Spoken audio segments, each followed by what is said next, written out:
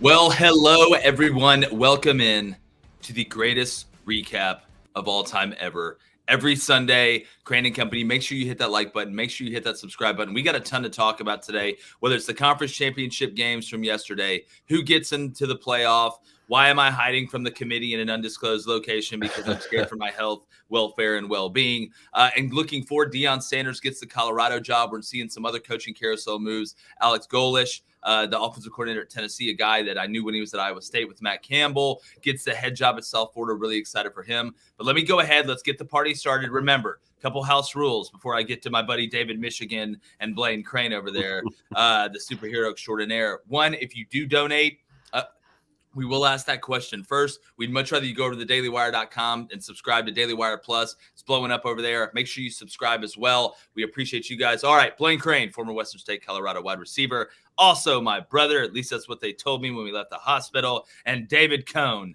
the 6'7" runner of 7 Foot Island, former Michigan quarterback. Yes, he is. We're not talking about that today. It's already done. And former Heisman candidate. Gentlemen, crazy day yesterday, and really with USC and Utah, we can talk about that as well. Welcome in, everybody. Good morning. I hope you guys are having a fantastic weekend. And I first off want to say this: I can't believe the season's almost over, man. Don't talk about it. Don't talk I'm giving you a virtual hug right now. Yeah, don't talk about it. I said I was going to be strong today. Yeah. I listened to a bunch of Kelly Clarkson, some Creed. Anyways, it just goes so fast. It just goes so fast. But let's go ahead and start with USC and Utah. Let's get to the games and let's get to the playoffs. Give us who your top 4 should be. All right. In the comments, whether that be in the live chat, whether that be in the comments underneath the video, let us know your top 4. We will call it out if you donate or go subscribe to Daily Wire Plus and prove it to us. And people have been proving it to me. So Utah takes down USC. Sister Riggs, our good friend, sent her a little letter before the year, said appreciate the support, the knitted socks, and Utah's going to win the Pac-12. You know, everybody's going to be talking about Lincoln Riley and big game kind of blowing it again, even though it's year 1. It was a hell of a year for them. And like I've said on multiple occasions, I think he can get that defense right with Alex Grinch there being at USC. But guys, Utah, Kyle Whittingham does it again, pulled a Drake Drizzy Rider, went back-to-back, and they did it while being physical, but Cam Rising made the plays in the second half and didn't have the big turnovers. Caleb Williams on a bum wheel. You could tell it affected him, still fought to the end. What did you think about the game? Coach, I'm going to start with you. Back-to-back conference championships, man. You have to love that because, only a few weeks ago we were looking around saying maybe Utah's the 4th or 5th best team in the Pac-12 when you look at Southern California and Washington and Oregon and possibly even UCLA. I think they've done such a great job out there. And in the second half of that football game, to be able to contain an athlete and a special playmaker like Caleb Williams, it truly was astonishing to watch. When you look at Utah's win in Georgia and Michigan and Kansas State, it proves that that physicality is still a huge part of football across the country in every conference. And if you're a physical football team, you're always going to have a shot. That's exactly right. Blaine, what did you think looking at that second half? USC jumped out in this game, had a lot of momentum early. Caleb Williams had the big run. But you look at the veteran leadership that Utah has, even with what they lost off last year's team. The thing that I noticed was the lack of tackling by USC in the second half. It was awful. I mean, you might as well, it looked like Utah's guys were running around in bubble suits, but they were made of bricks. It was like they couldn't tackle them, like they had no chance to tackle them. But I know they're going to get that fixed, in my opinion. And people will doubt Riley. They'll doubt Alex Grinch. That's fine. I know he has to prove it. But again, Utah's physicality, Cone, you brought it up. Really loved the way they mixed the run and the pass on early downs. I thought that was a big deal for them. You saw a lot of play action. You saw a lot of throws to the tight end, the big physical tight ends that they have. And that was opening up things in the run game on the edge because it seemed like USC wasn't able to pin their ears back like they were against UCLA, like we've seen a little bit early in this year and caused those turnovers that led to that win. But, Blaine as well, Cam Rising, when you look at his trajectory, all right, I know, like we said, he turned it over late against Florida. I know he fumbled, a couple times against Oregon that really cost him in the second half. Where do you put Cam Rising in your list of quarterbacks? Let's say top 10. Is he top 10 this year, this season, and moving forward? I would say yes. He'd probably be in the latter half, 7-10 somewhere. Well, Friday was the day that I learned that Caleb Williams paints his nails before every game. So if I would have known that, I probably would have changed my judgment a little bit, to be honest. Two, there's playing bad defense and embarrassing your school, but that defensive performance tackling wise was an embarrassment of football. I haven't seen something that bad in a long time. And, the game obviously changed with Caleb Williams' hamstring, especially in the second half. He's just not the same guy. Caleb Williams is one of those guys where usually if you get a mobile quarterback or something like that, if he is dual threat, either the passing's usually not as good or there's something that's a lesser of the two. But that's not Caleb Williams. He can do both at extremely high level. But once that hammy started kicking in, you saw Caleb have to do what? Sit in the pocket. He can do it, but not do it all the time. He's best when he breaks it outside the pocket. And when I said one of my keys to victory was red zone and third downs, that's what it's going to come down to this game. I think I'll go back. USC was 1 for 12 or something like that in third downs. You're not going to win that game. We'll never worry about Lincoln Riley's offense. That'll never be the problem. It's defenses with him. Those defenses at Oklahoma. That's what has to get him over the hump. Jake, I do agree with you. Maybe the next couple of years he can fix that defense with just the brand of USC. But what an abysmal, embarrassing. Hell, you could have put me out there at safety or corner. I probably wouldn't have done as bad, but I at least would have made a couple tackles. That was so bad on every level. Ugh. Yeah, it was. And David, I want to get to this TCU game. I want to say one thing on USC real quick, just to add a litlittle perspective. 11-2 here this season with USC for Lincoln Riley. 11-2. I pulled up the previous 4 seasons here where Clay Helton finished. USC was 4-8 last year, 5-1 during COVID, but then 8-5 the year before that, and 5-7 the year before that. Now Clay Helton did win 21 games his first 2 years, but I think what Lincoln Riley's come in and done right away to go 11-2, and your 2 losses are to the same team. It still is incredible. Yeah, no, I want to make sure that people don't think this is a bash USC fest. I know they would have taken 11-2 before the year, and they're going to be in a nice bowl game. USC is back to relevancy. The transfer portal helped that. All right, guys, let's get to this TCU game. Okay, I got off the bus ready to run this play. Yesterday, we all tweeted at the exact same time. Whenever you have everybody in the world tweeting the same thing at the same time, somebody blew it. Max Duggan. Max Duggan, I want to make sure and give this man props. It wasn't going great for TCU. He wasn't having his best game. Now, there were some drops. There were also some overthrows. They weren't running the ball like they did against Kansas State when Kendre Miller went for $160. But Max Duggan, Jon Snow, King Arthur, Hacksaw Ridge Duggan took the sword out of the stone and absolutely willed that team back with his legs on the ground. He was so exhausted. He just fell out in the end zone on that last touchdown. If you look how slow he was going, he was so gassed. I don't know if he could have made it another 5 yards outside of that end zone. Bleeding everywhere. It looked like he just got done with a UFC fight or was over there trying to keep the Russians out of Ukraine. But my thing is this.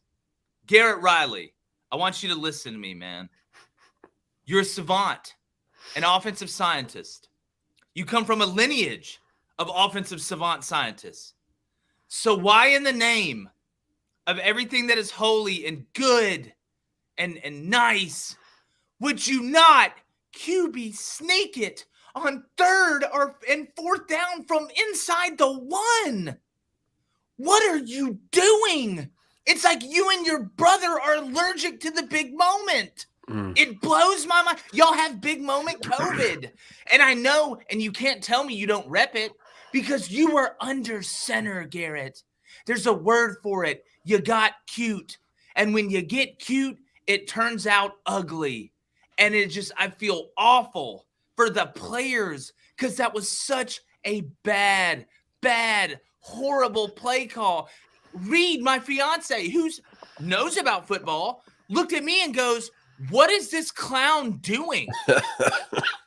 It is one of the worst. And somebody just said in the chat, it's one of the worst calls since the Seahawks threw that pick to the Patriots in the Super Bowl. And I think you're going to be in, and we're going to get to that. And Garrett's going to have a great career. But if I am Sonny Dykes, number one, the minute the words leave your mouth on 3rd down that we're not quarterback sneaking it, timeout. Hey, Garrett, this is Sonny, the head coach. If you don't QB sneak this twice, I don't care who your brother is. I'm going to fire you and leave you on the street when we go back home. Like, so I put that as much on Sonny Dykes. Yeah, it's Sonny Dykes. As I do Garrett Riley. And on fourth down, you turn around and hand it off and pulled lineman. I couldn't believe. It almost made me think, all right, this man took K-State.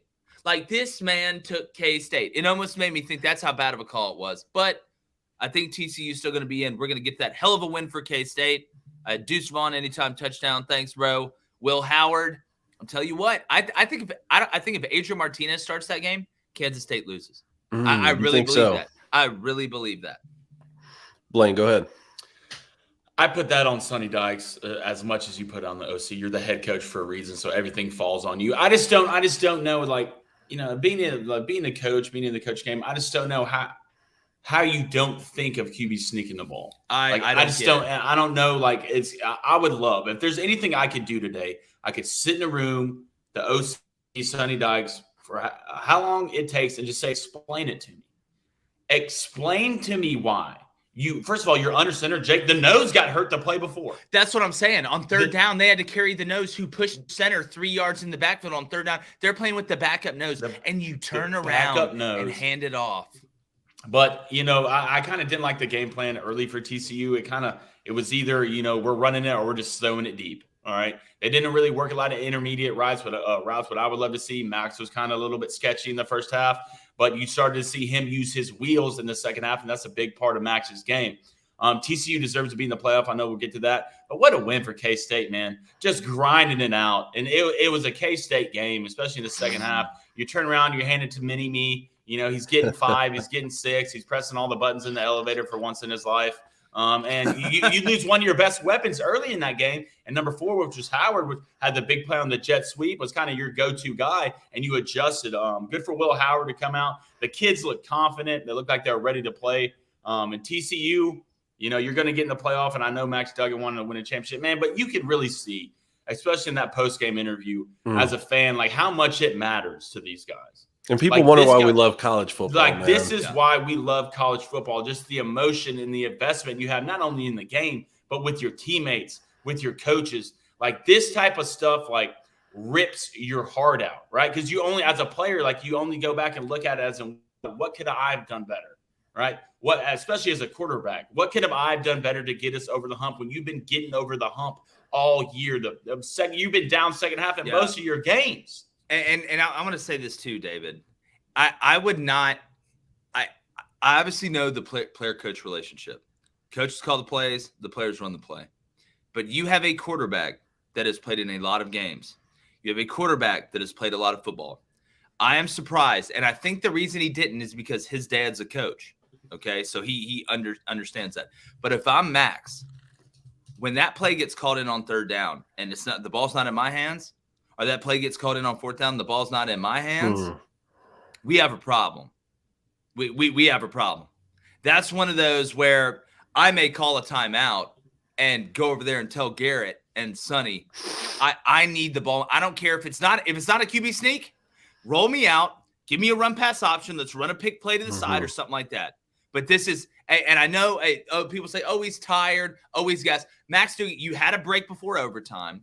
It was the first drive. He didn't have to run around a ton on those first few plays of overtime. He would have been fine. So, I mean, and if it were just one play, Jake, if it were just one play and you turn around and you hand it off to your running back, I think people could possibly get behind that. The three of us would still be saying, man, no QB sneak there. But the fact you got 2 chances at it, you had a third down and a fourth, not one of those is a QB sneak. That's what surprised me, is the fact you had 2 chances. But to the football game, just as a fan of college football, I'm just so thankful we got this game. It was so much fun to watch. And Max Duggan in his post-game press conference, Blaine, I'm with you, man. I was like, this is why I love college football. And watching Kansas State progress throughout the season, it really has been phenomenal. I don't know about the Adrian Martinez thing, Jake. I think that, you know, he played good football throughout the season. There was a reason that I picked Kansas State to lose more conference games than win them. I mean, they've been 4-5 in the conference the past 2 seasons. I watched Adrian Martinez play a lot of football at Nebraska,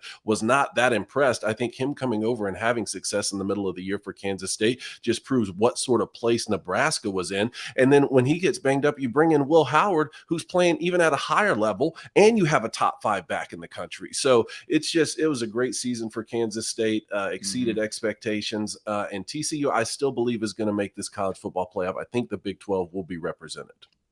I do too. All right, so let's move on. SEC Championship game. Guys, we are going to get to your questions. I know we have some donations. Remember, you can donate or get to the Daily Wire Plus. We're going to get to them, I promise. Just want to get through these games. LSU and Georgia. I want to say this. If you were a Georgia fan that was worried about the way you had looked against Kentucky and Georgia Tech, and hey, maybe our best ball is behind us. We talk about this in college basketball all the time. Maybe, you want to be playing your best going into the conference tournament, then the NCAA tournament. Some teams that start out really hot end up falling off a cliff late, are in the NCAA tournament, and you're bounced in the first 2 rounds. Thought Georgia looked phenomenal on offense. Todd Monken was absolutely in his bag yesterday from a formation, motion, play calling standpoint, mixing the run and pass and having a feel. The thing is, the best play callers have a feel. Why do you think most defensive coordinators want to be on the field? So they can look at the guys. They can get a feel for the game to make the call. It's harder to do that in the booth because you can't see them. You're not talking to them as they come off the side. You can't read their body language. Now it's easier to see up there as an OC. You can see everything, where the safeties are rotating. It's a macro view of micro things. But the way I thought Stetson played would give me a whole hell of a lot of confidence.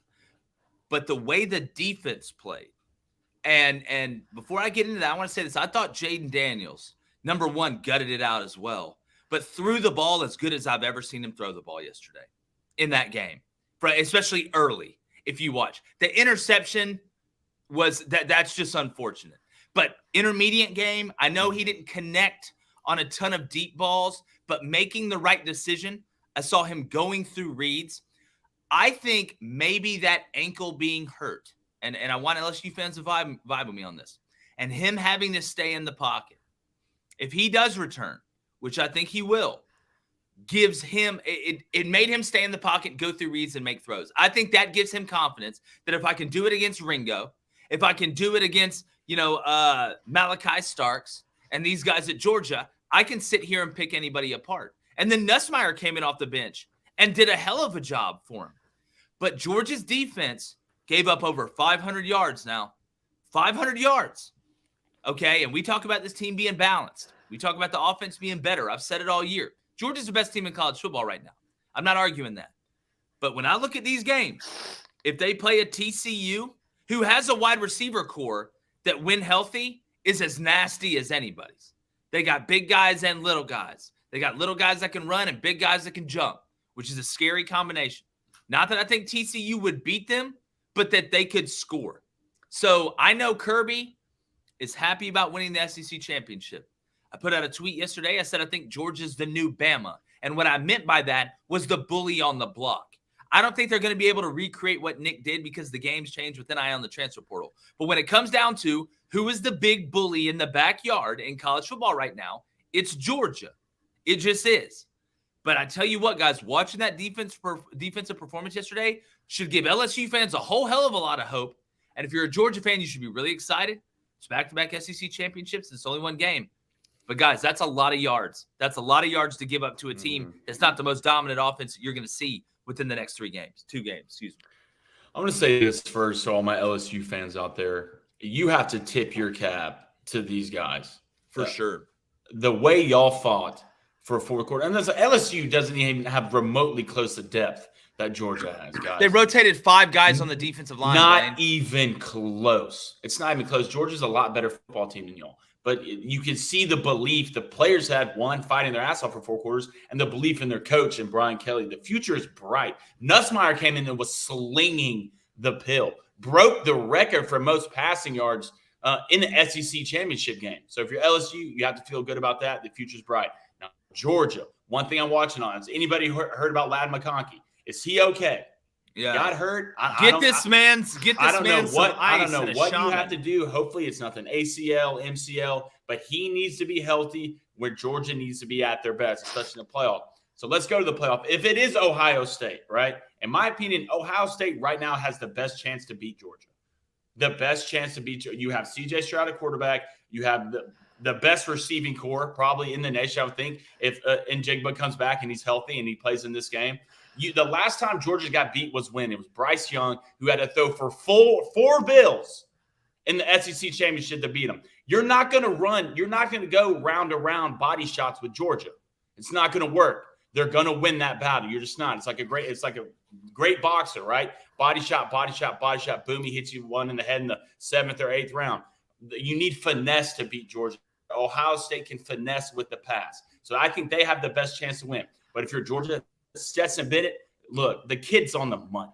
Like, I've never been a huge Stetson Bennett guy. I think I just don't know what it is. He seems like the kind of kid who's about to get in a fight and ask the other guy, do you know who my dad is? That's just the kind of kid he is to me. I don't know why. Maybe it's just his face. I don't know. I just don't get it. But Bama, but Georgia, if Stetson's playing like that, Ladd McConkey's healthy like that, they're running the ball like that, I don't know if there's a team they can't beat by double digits. There's not. And I'm not saying TCU would beat Georgia, Andy. What I'm saying is I think TCU could score 30 points and lose 62-30. That's what I'm saying. But again, if Stetson doesn't play well or something happens, again, what team can score enough points to maybe make it close? Or maybe pull off the inevitable. But Cone, what did you think about the game? I think a few things here we have to admit. One, Georgia is the #1 team in the country. What they've done here to reload from last season is just incredible. You look at this on paper, and there's no reason that they should be as good or possibly even better than they were last season. And yet here they sit.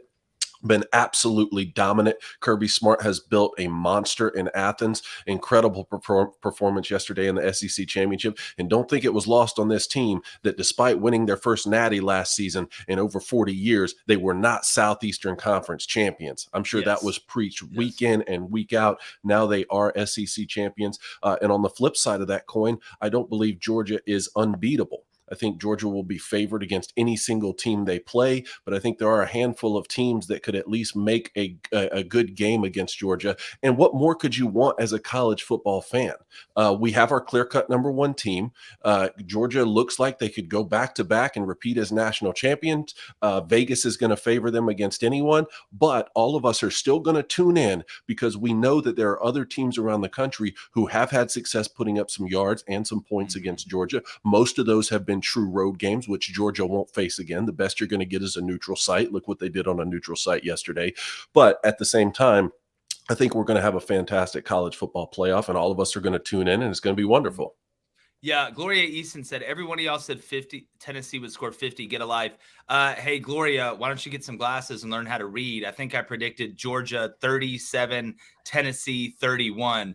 I don't know what kind of Common Core math you use, but you may want to get that book back out. 31 is not 50, and it's recorded forever. But still love you. Guys, I do want to get to this Clemson-North Carolina game. Obviously, North Carolina's defense hasn't been the best of all time, but they've been playing better last 2 weeks. I know it's Georgia Tech. I know it's NC State without Devin Leary. But when you look at what Cade Klubnik did, and look, I thought that Cade would have ended up being the starter earlier in the year. But going back and looking at it, it's tough to get into a rhythm when you're playing at spotty times, whether that's garbage time, either way, and you're not able to get in a rhythm or be the guy.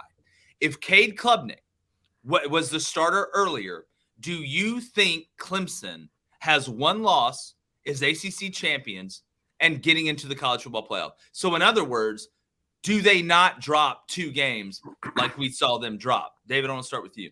I would say no. And the reason is because Dabo Swinney has been known to pull the trigger when he sees a better quarterback. He put Trevor Lawrence in place of Kelly Bryant. I think if he evaluated these guys and said Cade Klubnik gives us the best chance to win, then he would have made that switch. And don't forget, there was a stretch there of about 3 weeks. Remember, when Clemson beat Wake Forest, and I believe that game was on the road, where DJ Uiagalelei had 5 touchdowns that game. And we said, wow, maybe this is the new DJ Uiagalelei. We need a larger sample size, but there was a 3-week stretch where it was like, man, could he even work himself into the Heisman Trophy conversation?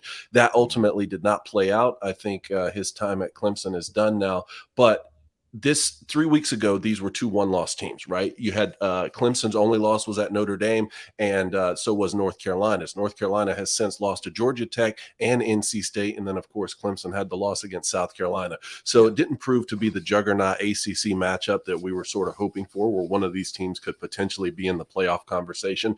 But I still think, hats off to Clemson. And this one played out weird, guys, because if you look at this, North Carolina won the total yards battle. They threw for more yards. They rushed for more yards. They had fewer penalties, and they had a higher third down conversion rate. North Carolina was 9 for 16 on third downs, but it was the turnovers that led to this really 39-10 bludgeoning of North Carolina. So Clemson, ACC champs again, and once again they're looking at an 11-win season, guys, without having the best quarterback in the country. Yeah, Blaine, how dangerous is Clemson with Klubnik going into next year? Well, dangerous. It's always just the way Dabo is, the way Dabo recruits that defense is always, in my opinion, an SEC defense when healthy. Well, when they're healthy, they can run with anybody. Mm-hmm. But if Cade Klubnik plays this season, I think Clemson's probably going to the playoff. I think you either beat South Carolina or Notre Dame. You look at that game, Notre Dame, DJU was terrible. His QBR was awful. 27. And I do think head coaches can get in this zone or this mentality where, no, this is our guy.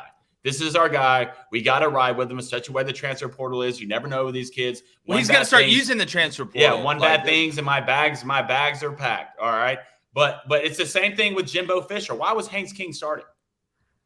Why was Haynes King? Max Johnson's obviously a better quarterback. I don't care if he transferred. Max Johnson obviously knows the offense. He gets it. But he's the QB guru, but started Haynes King. So these guys, I don't know if they get stuck in their ways or what it is, but it's a lot of questionable. You can clearly see that Cade Klubnik is better than DJU. Mm-hmm. And it has to show. I don't care if you're a junior, a senior, a super senior. You've been there 17 years like Stetson Bennett. The best player's going to play. All right? The best players, it's like the J.J. McCarthy and Cade McNamara, etc. I mean, Cade's the poster child, right? Everyone loved him. But to get to over the hump, you needed what? To get where you needed to be, you needed JJ, all right? We saw the ceiling with DJU, but to get you over the hump, who could that be? That could have been Cade Klubnik. Cone, to quote one of the greatest coaches of our time, Rick Weiss, I don't care what your name is. I don't care what country your parents came over here from. And I don't care who you kneel down and pray to at night. The best player plays. And maybe and maybe you guys are right. Maybe you guys are right. And especially after the Notre Dame loss, after you've picked up that first loss, that would have certainly given Dabo a window to say, you know what, even if it's even, let's try the other guy, because now, we really have to pour it on here towards the end of the season. We saw Cade Klubnik come in against Syracuse. And while Clemson did come from behind and beat Syracuse in that game, it was not because of Cade Klubnik. I don't think he played well enough to say that he won that game. It was Syracuse's poor performance in the second half and really Clemson on defense. And then there was another game too, which it was just really weird to me, the way that Dabo Swinney was handling the situation. I don't know if it was against Louisville, either Notre Dame, Louisville, or Miami. He came in one play from Notre Play Dame and threw an interception. Was that Notre Dame? That was Notre Dame. Well, there you go. He came in one play and threw an interception. And I just thought it was really weird and uncharacteristic of Dabo Swinney to decide to make the switch. Like, to me, when you make a switch as a head coach like that, you're saying, I'm doing this even anticipating that the other guy's going to play at his worst. Yeah. So to go in and throw one interception, then say, no, we're going to switch it back again. It was a really weird quarterback carousel all season, boys. For sure. All right, let's get to Purdue, Michigan. I know you're going to hate to talk about this game, Cone. So we'll try and get through it really quickly. Purdue came out and was swinging. I was surprised in the first half how well Purdue held up front, whether it was OC Brothers at linebacker, but, he was the extra hat in the box, what it seemed like the whole night. But I thought Michigan was going to be able to push them around like they did in the second half, in the first half. But Purdue came out. Jeff Brom, who always looks pissed and like he's straight out of a Lemony Snicket book, I thought he had those guys ready to play. But here's what it comes down to, guys. What do we say all the time? And Blaine, we talked about this before we came on here. Comes down to scoring in the red zone. Offensive coordinators don't get paid to move the ball in between the 20s. That's it. Don't be a tease. That's being a tease. Doing that, big plays in between the 20s, you get down to the 15, the field shrinks, they start playing the inline, then you panic. If you look at Aiden O'Connell, 32 of 47, 366 total yards, 0 touchdowns, and 2 interceptions. Now flip that. Michigan, J.J. McCarthy, threw 17 passes, went 11 for 17 for 161 yards, 3 touchdowns, and a pick. It's not just about volume. QBR for JJ McCarthy, 89.1. QBR for Aiden O'Connell, 60. All right, we knew that Purdue was going to have to throw it around, but Michigan made the stops in the red zone. Michigan scored touchdowns in the red zone. And when you do that and you at least tie the turnover battle or win it, you are going to win the football game. You don't have to be Sherlock Holmes, Will Trent, or Nancy Drew or anybody else to figure that mystery out. You know, Aiden O'Connell's a top 15 quarterback in this country. I think he's thrown for 7,000 yards in the past 2 seasons. He's a large reason why the 3 of us picked Purdue to win the Big Ten West, which they did. We know that he can throw the ball around the yard. What surprised me throughout the season was Purdue's inability to run the football. And even they were having a little bit of success against Michigan with that early yesterday. Here's a few things, though. Michigan's going to get everyone's best shot, just like OSU, just like Alabama, just like Georgia. You're going to get everyone's best shot. And another thing here, just to add a little bit of context, defensive coordinator for Purdue, Ron English. Where was he the DC prior? He was the defensive coordinator at Michigan when I was there. He's a Michigan man. He was not retained when Rich Rodriguez came in. I'll tell you, there's very few people in this country who want to beat Michigan worse than Ron English does, and he's a heck of a football coach. When you come in with all of that right there, it's just a recipe for at least a close game in the first half, which Michigan's been playing close games in the first half. How this team has transformed into really Michigan's the best second half team in the country. How they've done that without having that, without doing that throughout Jim Harbaugh's tenure, I'm not sure. I think it speaks to the level of coordinators that he brought in this offseason, to be honest with you. Those coordinators are clearly going into the locker room. They're making necessary adjustments, and they're out-coaching people in the second half. It truly is phenomenal to see. But I'll say this, just from a macro perspective, 13-0. 13-0 back-to-back champs, guys. I had to sit through a lot of seasons where it was 7 wins or 8 wins, for a program that has so much pride. I don't care if you're playing in the Big Ten Conference. I don't care if you're playing 1A high school football or if you're in Pop Warner. You win 13 games and lose 0. It's impressive. So hats off to this team, especially after losing your Heisman star in Blake Corum.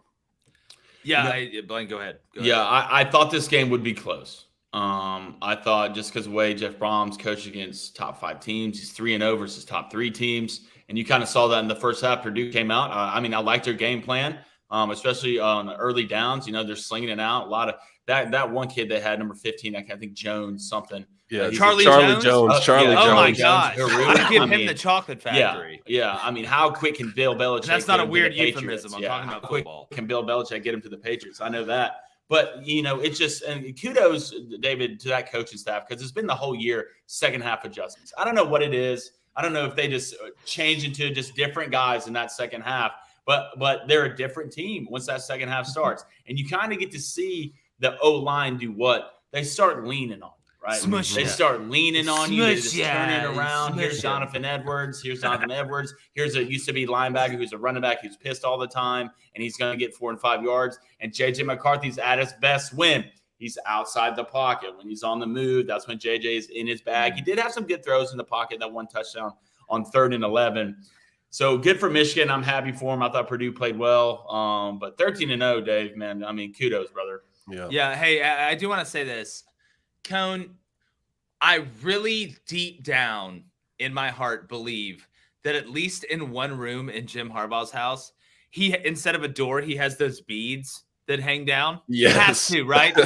Has to. There's 100% chance. It may be instead of doors. That may be what they have instead of any doors except the front door. They have those beads like everybody in the 70s had. Just look like you're walking to John Wayne Gacy's house. We need to do a Crane and Company Cribs edition with Jim Harbaugh. We should, but he has to wear cleats inside. Did y'all see him? Did y'all see him post that video of? So the ref had a camera on his hat. Yeah, and they posted a video with him and Jim Harbaugh asked him questions. Literally, Jim Harbaugh's this close to his face. Yeah, it's hilarious. Everybody was saying, "Oh, this is how my pizza feels in the microwave when I'm staring at it." That's so true. All right. We're about to get to some comments. I do want to say congratulations to Willie Fritz and Tulane winning the conference for the first time in a long time. I know they went undefeated in 1998. Huge win, especially with UCF leaving to go off to the Big 12.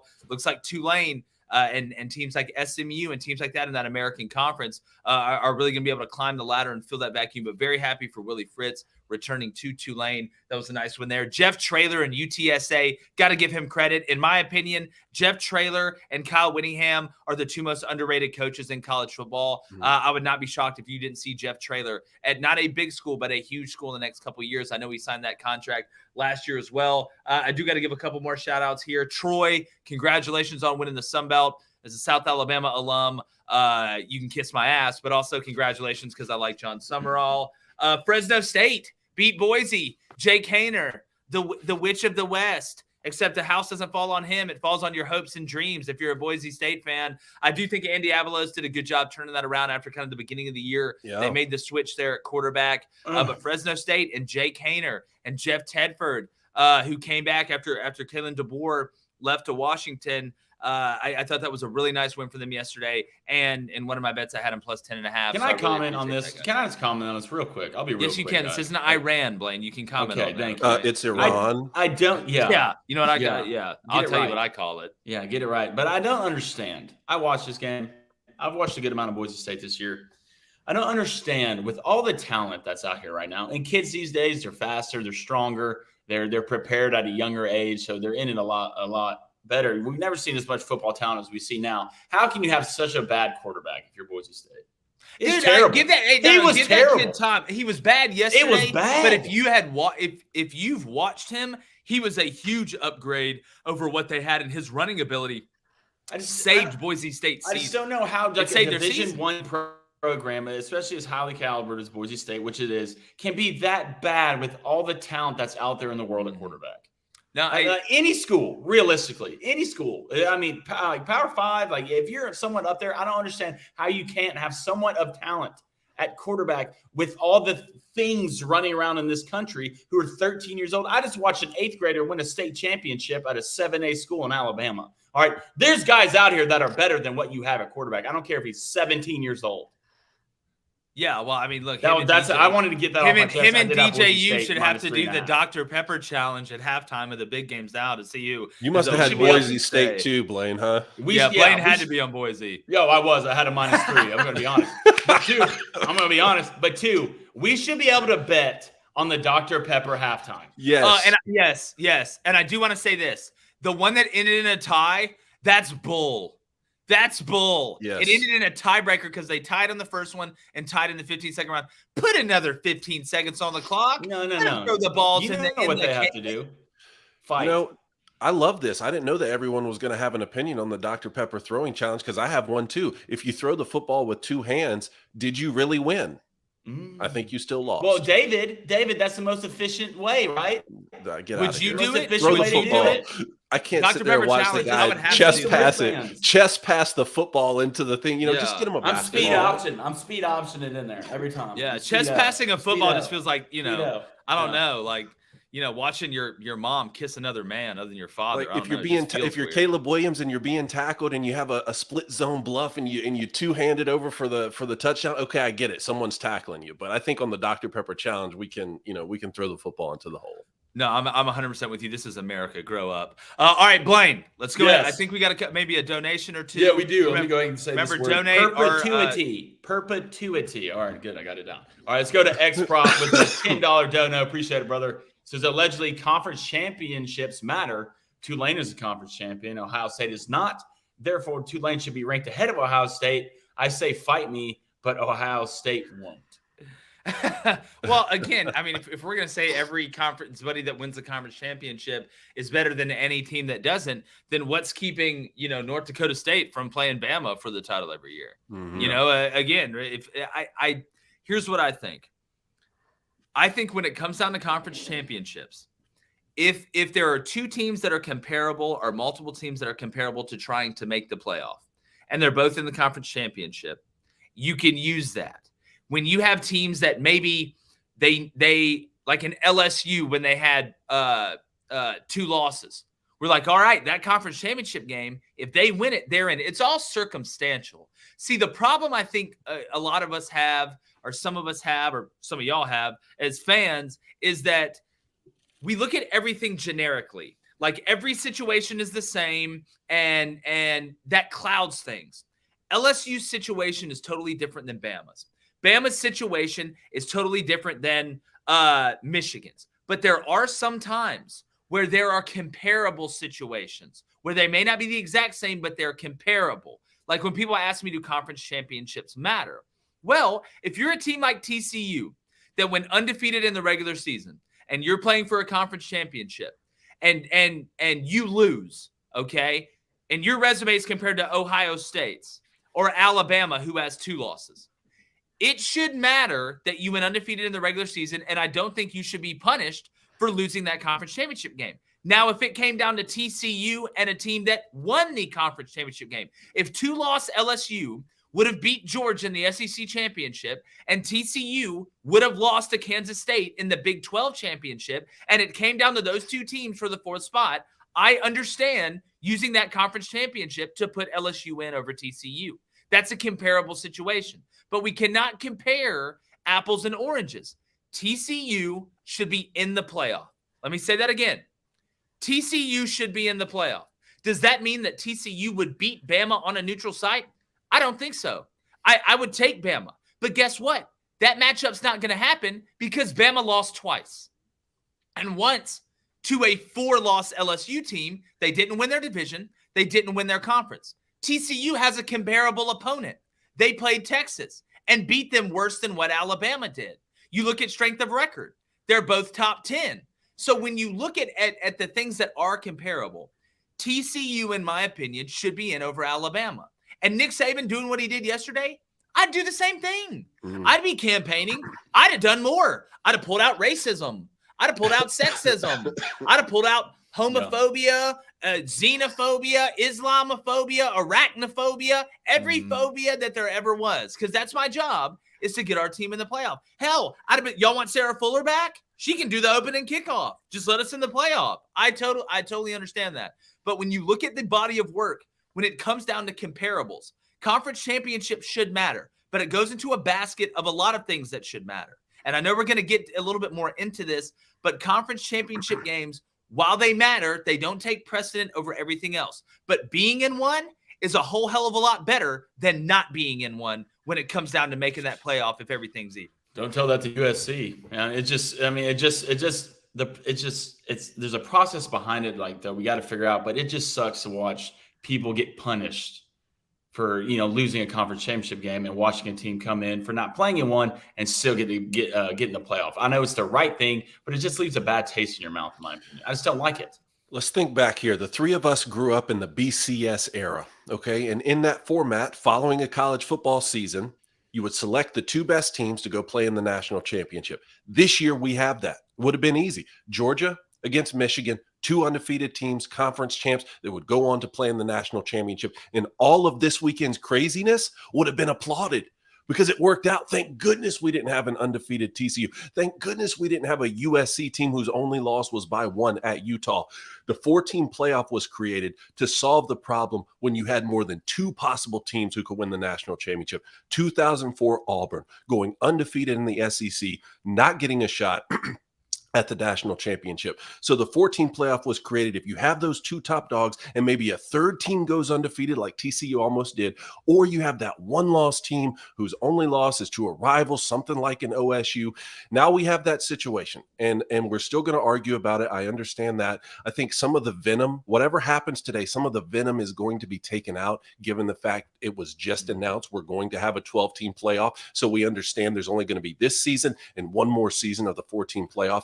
I do think the worst phrase in college football is the 4 best teams, because that phrase, let's identify the 4 best teams, has allowed a group of people, many of whom haven't played college football, to decide that they know football better than everyone, and they can identify the 4 best teams.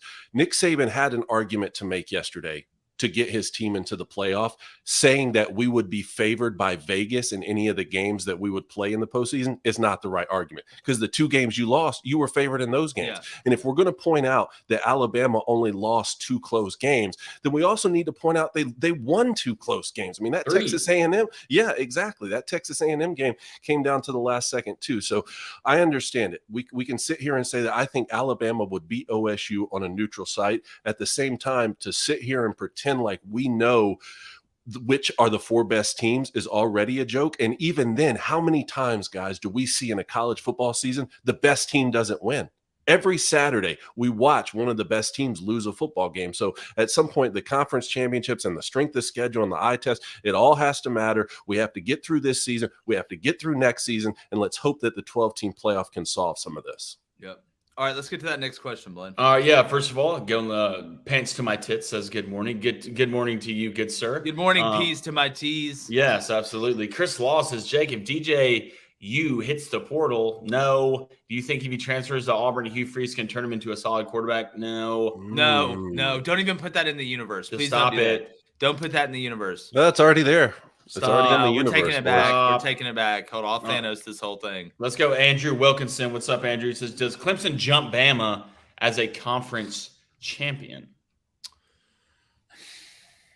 Okay. Here's where I'm at on this, because people have compared Bama to Tennessee. Clemson's losses are to Notre Dame and South Carolina. Okay. But they won their conference. Get that. Bama's losses are to LSU and Tennessee. This is very tight. This is a one that gets, kind of squared up in a couple comparables. I believe that Alabama is a better team than Clemson. I believe that the SEC is obviously better than the ACC. I believe Bama's losses are better than Clemson's losses, in my opinion. I have Bama a little bit ahead of Clemson. Same with me. There. Same with me. But I want to make sure, and David, you've said this. We've got to stop pretending that this top 4 is anything other than which 4 teams will give the best opportunity for ratings when it's not blatantly obvious. Yes. Okay? TCU getting in is blatantly obvious when you really look at it. There's no way that they could talk their way around TCU not getting in. So you force their hand there. But don't think for for 1 second, that they would not love to have Ohio State and Michigan and Georgia and Alabama in this top 4. Mm-hmm. When it's blatantly obvious and you force their hand, they can't do anything about it. But if it's even close, if there was even a little bit of a logical argument on one side to be able to keep a TCU out, they would do it in a heartbeat. Because you can't tell me on one hand that, like the committee says, picking the 4 teams is an art, not a science. Okay. And then on that other hand, sit there and tell me, well, there's very, very logical reasons why we did it. That's they're playing both sides. If you haven't figured this out, they're playing both sides. Oh, well, we're not going for the big brand names. We're just going to do what we think is logical, but we really don't have a criteria. We have these 4 or 5 pillars that we say we're going to go by, but it's an art, not a science. Okay. Well, then you're a tall midget, or you're a jumbo shrimp. Okay. Or you're a fat anorexic. It doesn't make sense. It's an oxymoron. It's the truth. I'm sorry. The only way Bama gets in this playoff if it's just about money. That's the only way. It's about ratings and money. There's not a metric you can show me from Bama this season why they should be in the playoff. Hell, why? It's crazy to me. We're not talking about Tennessee, but we're talking about Alabama, who won the head-to-head against Bama, right? So that's 2 losses. So we're not talking about Tennessee. We're talking about Alabama. Let's look at it. Bama's best win, Texas. All right. Their 2 losses. Close, but TCU's played 7 teams in the top 25. 7 teams. All right. And lost 1 to a team they've already beat in a great game at the conference championship. But there's no way if they do it, they will lose. College football will burn down if they put Bama in. Let's go to Travis. Right, let's go to the next question. Travis Elrod, #AskCreatingCompany says, what are the chances that we see Ohio State and Michigan in the championship, Dave? Jake, we were just talking about that, weren't we? Yes. I really think I agree with Jake. I think it should shake out Georgia, Michigan, TCU, and OSU. I think that's how it should shake out. But I'm telling y'all right now, do not be surprised if you see them have OSU jump to number 3. They saw the 17 million viewers that Fox drew for the game 2 weeks ago. They saw that. I think they want that rematch. And if they could go ahead and get it in the semifinal, don't be surprised. The reason I say that I believe OSU should be at 4 is because there is a precedent with this with 2017 Alabama. Remember, that Alabama team won every single game, got to the Iron Bowl, went on the road to Jordan-Hare, lost to Auburn. Auburn ends up going to the SEC Championship to play Georgia. Alabama's left out with only 1 loss. They end up sneaking in the playoff as a 4 seed, which I thought was the right call at that time. They win the semifinal game, and that's the year that Tua threw the game-winning touchdown to Devontae Smith to beat Georgia in the final. They still won the championship, but they were that 4 seed. I think it's very tough. It's already tough enough to tell a team that's not even playing in a conference championship that they could get to 4, but there is precedent for it. I think it's far more difficult to say, you know what, you sat out this past weekend, but you get to jump all the way to number 3. So don't be surprised if it's Georgia, Michigan, TCU, OSU. Yeah, I think the bigger question is, where is TCU and Ohio State 3-4 than it is who's going to get in? Drake Knapp, hold on, Blaine. Drake Knapp says these guys are Auburn fans bashing Bama. Michigan, David Cohn, also known as David Michigan, is a Michigan fan. Drake, nobody is harder on Auburn than me. You got to get your feelings out of this, dog. My father-in-law played for Bear Bryant. You can catch footballs, you can catch baseballs. You got to stop catching feelings. Okay, you have to look. Tell me one metric. I would say the same thing if it was on the other side. Hell, I try and get the SEC more involved than anything. It's better for the SEC for Alabama to get in there. So get out of your feelings, or you're going to be caught in a glass case of emotion like Ron Burgundy, trying to spin your way around this to make yourself feel better. Like at the end of the day, let's look at common opponent. Texas, right? Y'all both went on the road. Y'all both played them on the road. TCU beat them by 7. You beat them by 1. Okay. Did you win your division, or did you play for your conference championship? No. Your FPI is 2. I think TCU's is 4. That's top 5. Look at top 25 opponents played. Blaine just said TCU played 7 of them.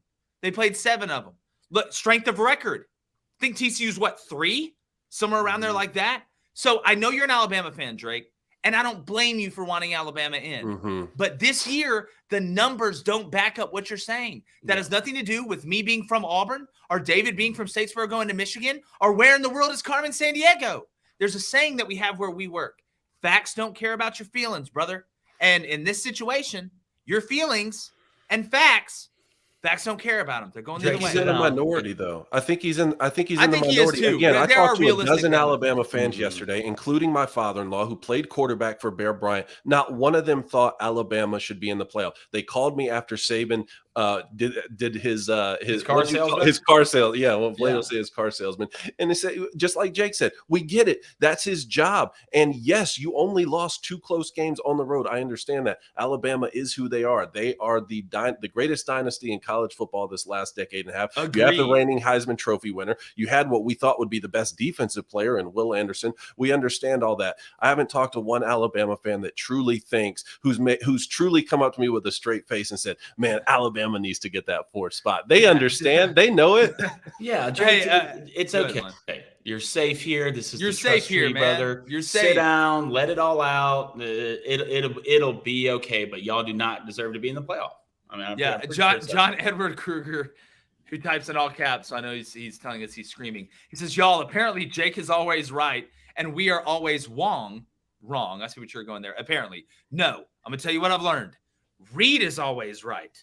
I am never right. He's learning. Reed is always right. And when it comes to anything, college football, why am I not closing the cabinets? Did I feed the cat this morning? The trash goes out on Thursdays, Jake. Figure it out. I'm always wrong there, okay? And she's always right, John. And I think you know where I'm coming from, okay? And please stop yelling at everybody. I think one thing on the strength of schedule, because strength of schedule absolutely has to matter. And yes, just like Blaine's talking about, Tennessee's playing 7, ranked teams. Jake, you made a point a couple of weeks ago that we have to do the rankings at the end of the season, though. Yes. I mean, just think about that. Appalachian State gets to say they have a top 10 win this year because they beat Texas A&M, right? Well, they're not ranked at the end of the year, so we have to do some of those rankings at the end. Even with that being said, strength of schedule has to matter. And I think one once we get a 12-team playoff, we're going to see that play out a little bit better, because then we already know. I don't think teams aren't going to be as afraid to play tougher out of conference schedules, because they know one loss doesn't keep you out of the playoff. At least that's what I'm hopeful for. The biggest question becomes, none of us anticipated when we got a 14 playoff the problems that we would now have, like bowl opt-outs, right? None of us saw that. We just solved the BCS problem, but didn't foresee some of the problems we were going to have. Which problems are we now going to have with a 12-team playoff? That's what we have to be cognizant of. All right, that's correct. What else we got, B? Let's go to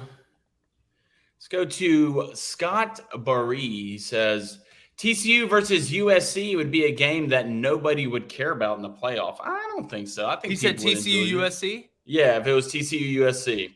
I mean, yeah, I think people would care about it. I mean, USC we know is a big brand name. TCU's not nearly as big of a brand as anybody else in there. I think it'd be an interesting matchup because I love football. Yeah. But like I don't look at this thing from a brand standpoint. I do sometimes when we're looking at what the committee may do are to follow the money or something like that. But I look at it like what matchup as a football fan, because regardless if you coach, played, whatever, we're all fans of the game.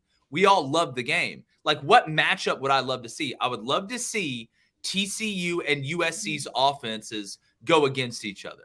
Now, would there be great defense being played? No, but I think that'd be a cool matchup. That's because I like the matchup, not because it would gross the most money or they're the two biggest brand names. But that's just how I look at it outside of the business realm of discussing who's going to be in and who's not going to be in. And you start to recognize some of that throughout the season, right? At the beginning of the season, if you told us there's a team from Texas that's going to make the college football playoff, I don't know if TCU would have even been in our top three. I mean, I said, oh, is Texas finally going to figure it out with Sarkisian and Quinn Ewers? Maybe this is Jimbo Fisher's year with Texas A&M. They're supposed to be better. They had the big recruiting class. Houston was a preseason top 25. Is Dana Holgorsen going to figure it out over there? It was TCU, and we were able to recognize throughout the season, wow, look what they're doing on the gridiron that sets them apart from other teams. Yes. Drake, hey, Drake, I know I gave you a hard time earlier, but you're exactly right on this. I'm going to hear y'all want to hear what Drake Knapp said.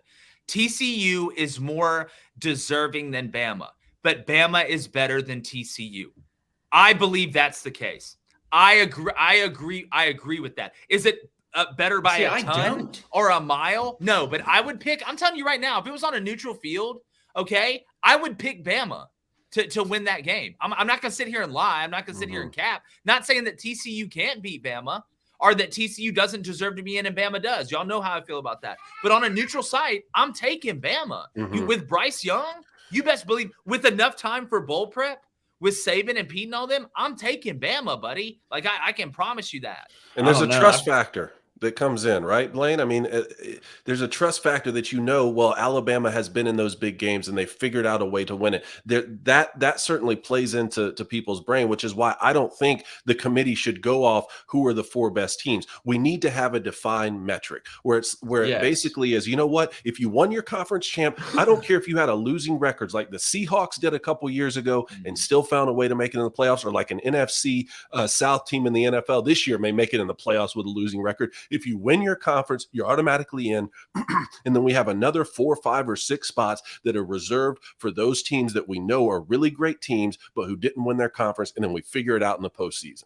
I think TCU could go against Bama toe-to-toe, quarter for quarter. This isn't the same Bama team we're used to seeing. This isn't 2020 Bama. I'm not saying you're wrong. Inability really to be able to run the ball. Wrong. Defense, there's not enough separation gap in talent that you say, well, Bama's a better team than TCU. I really don't think that. Defense, mediocre this year. One of the worst penalized teams in college football. Bryce Young, still Bryce Young. Running the ball hadn't been great. Questions up front of the O-line. Hell, you already got receivers entering the portal. So I don't think we can just look at this Bama team and be like, yeah, they're that much better than TCU. TCU got the quarterback. You got the running back, the receivers. I know up front on defense, you're not great, but Bama's not that good up front on offense. Again, I don't think the gap is huge this year, but I do think Alabama would beat TCU. I on a neutral site. I really believe that. I do. Well, we can agree to disagree. I'm not saying 10 out of 10 times. I'm not saying it's a guaranteed thing. They're not playing Mary Margaret and the Sisters of the Blind, Deaf, Poor, and somewhat challenged in other areas. Good this year. Who do you think would be favored, Blaine? See, I think Nick Saban's right. I think Nick Saban's right when he says we would be favored against these other teams. I don't think that should be a metric for getting in the college football playoff. How much would you be favored? I don't think there'll be more than a 3.5 point favorite against TCU. Oh, I agree with that. If you're going to be a 13, 14 point favorite, then that's an ass kicking. You know what I'm saying? Like, I can understand. But if you're in the 3.5s, 2.5 range, you're basically in a pick'em game. That's what I think it would be. So, I mean, the we're favorited idea just doesn't hold weight, especially when your 2 losses we talked about earlier in the show were teams you were favorited against. I know. Well, it's an argument. We could sit here and argue all day about it. What other questions do we have? Let's go to Bob Capella here. He says, what do you think about Payne Is that entering Ox, the portal? Exactly, the portal and leaving Notre Dame. Does this speak to any problems with Notre Dame? Where do you think Pine lands? It's Pine, and then Drew Pine. Mm-hmm. Yeah. Look, I think Drew is a nice player. I think he'd fit, an offense that maybe more Gus Malzahn-ish, where the quarterback run game is kind of the focus and you build the pass off of that. I just don't think he's a very natural passer of the ball. I know Notre Dame didn't have an inordinate amount of weapons on offense, and I know he's a young guy. He's going to continue to grow, but I think Notre Dame wants a baller in there at quarterback. I think Notre Dame is looking around at Marcus Freeman. Not that they told him to leave, but I think they held the door open for him. I don't think they shut it. We're like, sit down. We're going to figure this out. I'm a bird. You're a bird. I don't think it was that type of situation. I think Notre Dame looks at Drake May. I think Notre Dame looks at what Cade Klubnik did. Look at what Caleb Williams is doing. Obviously, we know the veteran quarterbacks who've led their team. J.J. McCarthy, young quarterback as well. In order to get to this playoff and to win in this playoff, you've got to have a dude behind center. You've got to have a guy that can do multiple things that players want to go play with. So you get the Jordan Addisons to transfer in. You get the Mario Williams to transfer in. You get guys like that to come play with you. I think Marcus Freeman knows that. He knows he wants to build this team on defense, but the offense has to be special in its own way. Like for example, I think if you put Ian Book on this Notre Dame team, they could have had a shot at the end with a little bit with what they had with Mayer at tight end and the backs that they have. I know they didn't have a ton of standout receivers, but I think Notre Dame and Marcus Freeman realized, hey, we need a witch at quarterback. Let me call Nick Fury. What's Hawkeye doing or anybody over there that can put the ball where I need to and take off when they have to. I don't think it says anything about Notre Dame's trajectory. David, did you say Ohio State on Morning Wire? Maybe. No. Yes, you did, Dave. I don't know who was it in the chat, but someone caught it on the chat. You said Ohio. Yeah, I was recording that in the record. You said it. And you tried to get away with it. I was recording that segment on Morning Wire, and I was like, there's no way around this one, man. Morning Wire is just you can't bring any opinions into it. So that is hilarious. And you'd have got away with it too if it wasn't for the metal for those pesky little kids, man. Let's go. Steve's action figure. He says, I'm a Buckeye fan, and I don't want to see Ohio State in the college football playoff because of their last 2 games, but I definitely don't want to see Bama get in. The bias would be obvious. You're the first person I've ever heard say, I don't want my team in the playoff. Yeah, look, guys, let's be honest. When you have this much time to prepare and you have a Jackson Smith and Jigba that's been hurt, that now you're playing in meaningful games, You have a Marvin Harrison Jr. that you're giving time to get healthy. Ohio State is going to be healthy. Henderson, Mayan Williams, giving C.J. Stroud that much time. I'm telling you right now, out of these four, I would personally rank them Georgia 1, Michigan 2, Ohio State 3, and TCU 4. But when it comes down to beating Georgia, Blaine, I agree with you. And I love what Michigan's done. I think Ohio State has a better chance to beat Georgia than Michigan does. I do. Because guess what? Georgia's not going to run cover 0 the whole first half. They won't. They won't. They're going to make, and I know they gave up some yards yesterday against LSU, and we talked about this. But just from an athlete on the outside, when it comes down to it, my Cats versus your Cats, and everything's even, and everybody's playing base, and they're not playing cover 0 or taking chances.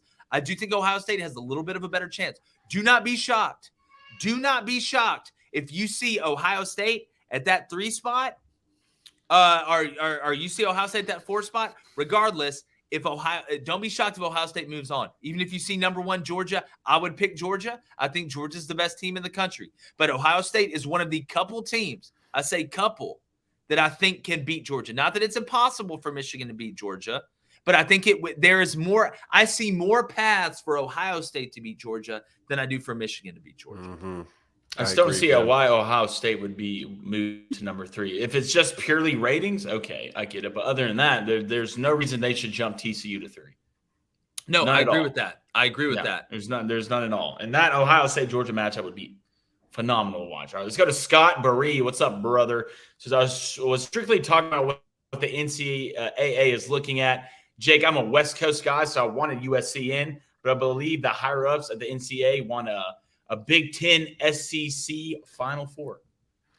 I mean, look, again, USC had their chance, and I know people say, all right, well, they both ended the regular season with 1 loss and USC had to play an extra game. Okay, I can understand that. But let's look at USC's loss compared to Ohio State's loss. Let's just look at it. Neither one won a conference championship. USC actually controlled its own destiny, so you can mark that against them if you wanted to in some ways. But USC had 2 losses, and they lost to the same team. I don't think enough people are talking about the importance of losing to the same team twice. The committee did look at that. I think that has something to do with it. But when you look at Ohio State, they both have 1 loss. Neither one of them won a conference championship or their division. The Pac-12 didn't have divisions. So when you look at that 1 loss, let's look at it.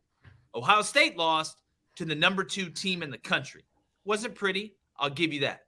But USC lost to Utah, who has 3 losses twice and got blown out in the conference championship game, really, when you look at it at the end. I know the game was tighter. I'm with you that the committee does shady things. We can agree with that. We can shake hands, look each other in the eyes, Yakta, hey, good to see you, my bud. We're going to leave. But I think when you do compare it in this instance, Ohio State should be in over USC. Well, he's right that the committee certainly wants the biggest brands who draw the most eyeballs in the playoff, which is understandable. They'll never come out and say it, but it's understandable. Your job is to get the most viewers to tune in to the television event that you're putting on. So I get that, but I'll push back on the idea that every single Pac-12 team wouldn't draw as much as every Big Ten team. I mean, all of these teams aren't built the same. Think about Southern Cal. You want to talk about a blue blood football program? Southern California would be an incredible draw in the playoff over, say, a Maryland or a Rutgers who's in the Big Ten. So, I don't think it was about not wanting USC to be in. Guys, we have some breaking news here. What is it? Obviously, Deion Sanders is going to be the head coach of Colorado. We're going to with it. Jamie Chadwell will be the new coach at Liberty.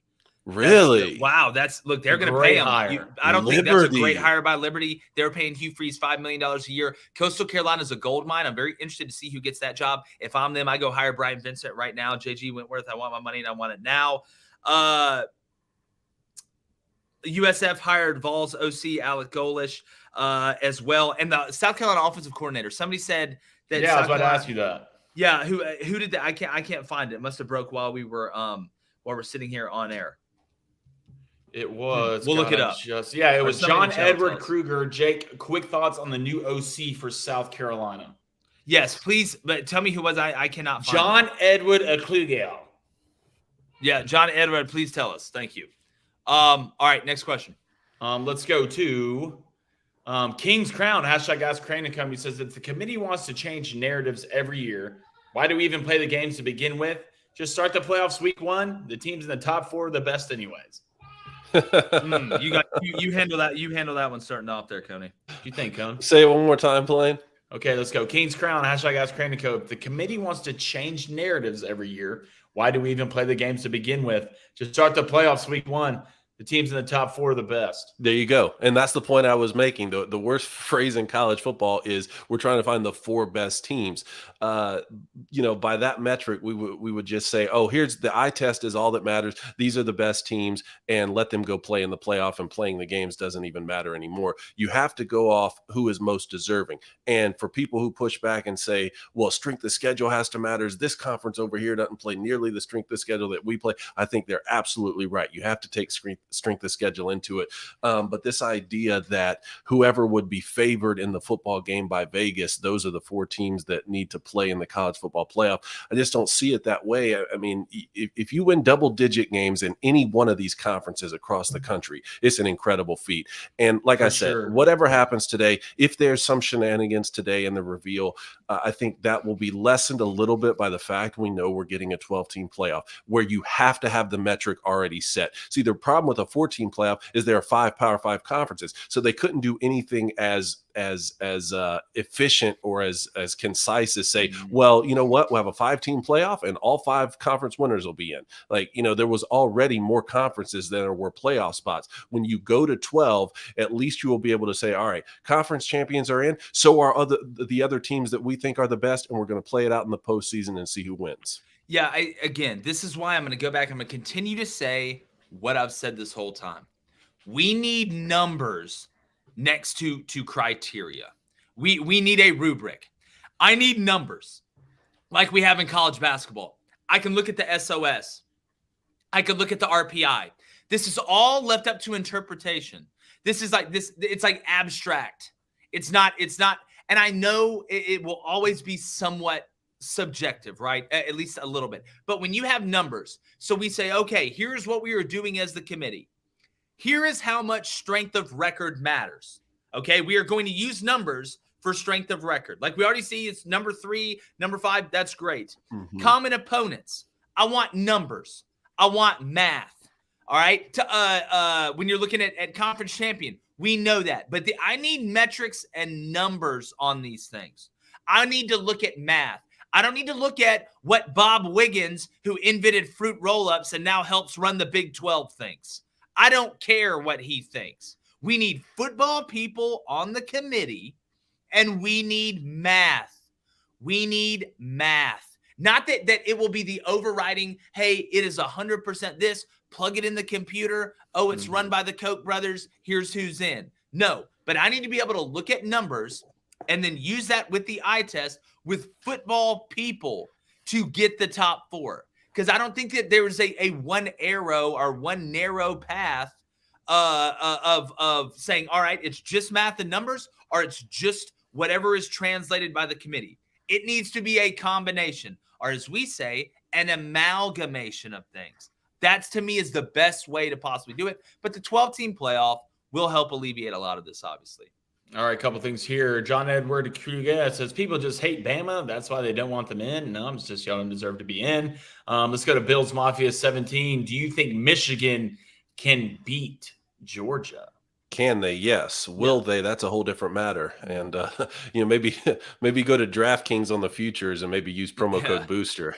That's a great idea. Or text 231-231 to CRAIN to get you some Nugenix. Get that testosterone up. You get him your name. Listen to Frank Thomas, guys. Yeah, listen for you want to hit home runs? You want to do it? Text 231-231 to CRAIN. You're welcome. I will say one or maybe thing do about, that backwards. I will say one thing about the Michigan goals this season were apparently the Michigan goals were to beat Michigan State, beat OSU, win the conference, and then win the national championship. And they said that winning the national championship wasn't really talked about last season because they felt like they had to get to that next step, create a foundation first, which does make sense, right? I mean, you were talking about a team that hadn't even been able to beat their biggest rival since 2011. So once they finally got over that hump and finally got to make a college football playoff, maybe this year they are a little bit more equipped to be able to play in a game against someone like Georgia. Man, my shoulders don't. I feel like Quasimodo over here. I don't know if it's a camera trick. Like I should be ringing the bell, like hanging out with Esmeralda. Oh yeah, your right shoulder, dude. What's going on? It goes out of place all the time. But I feel like, I don't know. Geez, I do want to say this.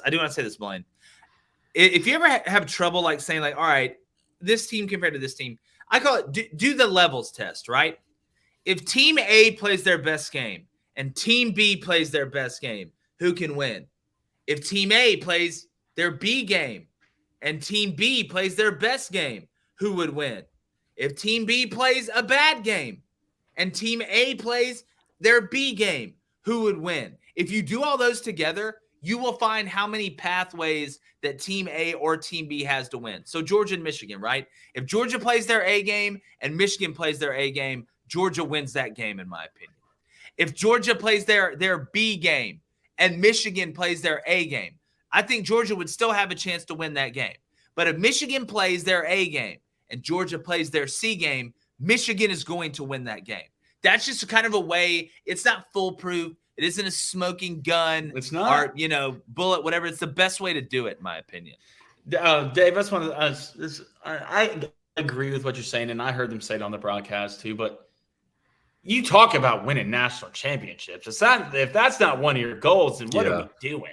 I understand that. And I was talking about this with a teammate last night. Like at Michigan, you should never be afraid to say that your goal is to win the national championship. I don't care if you've gone 5-7 the last 4 years in a row. That's a part of the standard. At the same time, I will say, Blaine, when you haven't gotten over that hump of being able to beat your biggest rival, that's where all of your energy and all of your focus is put into. They did that last season. They were able to still win the Big Ten championship against Iowa last season. And then at the same time, what happened in the other conference championship? Georgia loses to Alabama, and Kirby Smart has all of December to fuel this comeback. Michigan didn't stand a chance. Georgia was going to throttle any team that they faced, including Alabama, then in the national championship. I would like to think the game would be closer this year, even though I see what Georgia's doing to LSU in the conference championship, and they do look like the Globo Gym Monstars.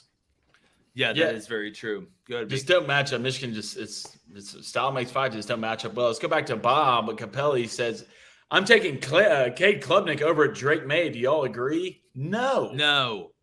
Why would you do that? I mean, I haven't seen. I don't know how you can make that comparison because you haven't seen enough of Cade. I've seen Drake. When Drake's cooking in the kitchen, remix to Ignition. All right, we know what he is. Cade was cooking yesterday. I got to see more. Look. First date, you cooked a great meal. You were cool. I'm not marrying you after that. But guess what? Date 2, date 3. Reed, what our second, third date, you were still whipping it up. You were winning the Heisman every single date. You're still winning it. Like you won it again this morning. So I think we know more with Drake May than we do about Cade Klubnik. Now that doesn't mean if you hit me up at the same time next year that I may not say, hey, I think Cade's a little better than Drake. Which sounds like some Disney movie about two kids living in the sweet life in an apartment. Please. All right. Or sounds like anybody that's ever been in a fraternity. All right. But again, at the end of the day, the sample size, we know a lot about Drake May, who was in the Heisman race. They lost their last 3 games. They were living on a bated breath anyway. But Cade Klubnik has a lot of potential. Yeah. Holler at me this time next year. Call me when Drake May's the quarterback of Alabama next year, and let's see how he's doing. Yes, exactly. Yeah, let's see if Cade Klubnik's better than Drake May at Bama. It was so funny. I put out like the hypothetical of like, we all know Drake May is going to end up at Bama. I've seen this movie before, and everyone's like, hey, Jake Green's reporting that Drake May is going to Bama. I'm like, I don't know Drake May. I don't know him. We probably know some of the same people, but I've seen this movie before, especially now that they lost. Watch. What? Phil Longo will leave. He'll go be the OC or maybe a head coach somewhere. Then Drake May will be like, gosh, maybe I should just go to Bama. I mean, who was he committed before he committed to Clemson? That's exactly right. Just watch. All right, let's go to Justin Decker. Are we talking upper or lower? Let's go.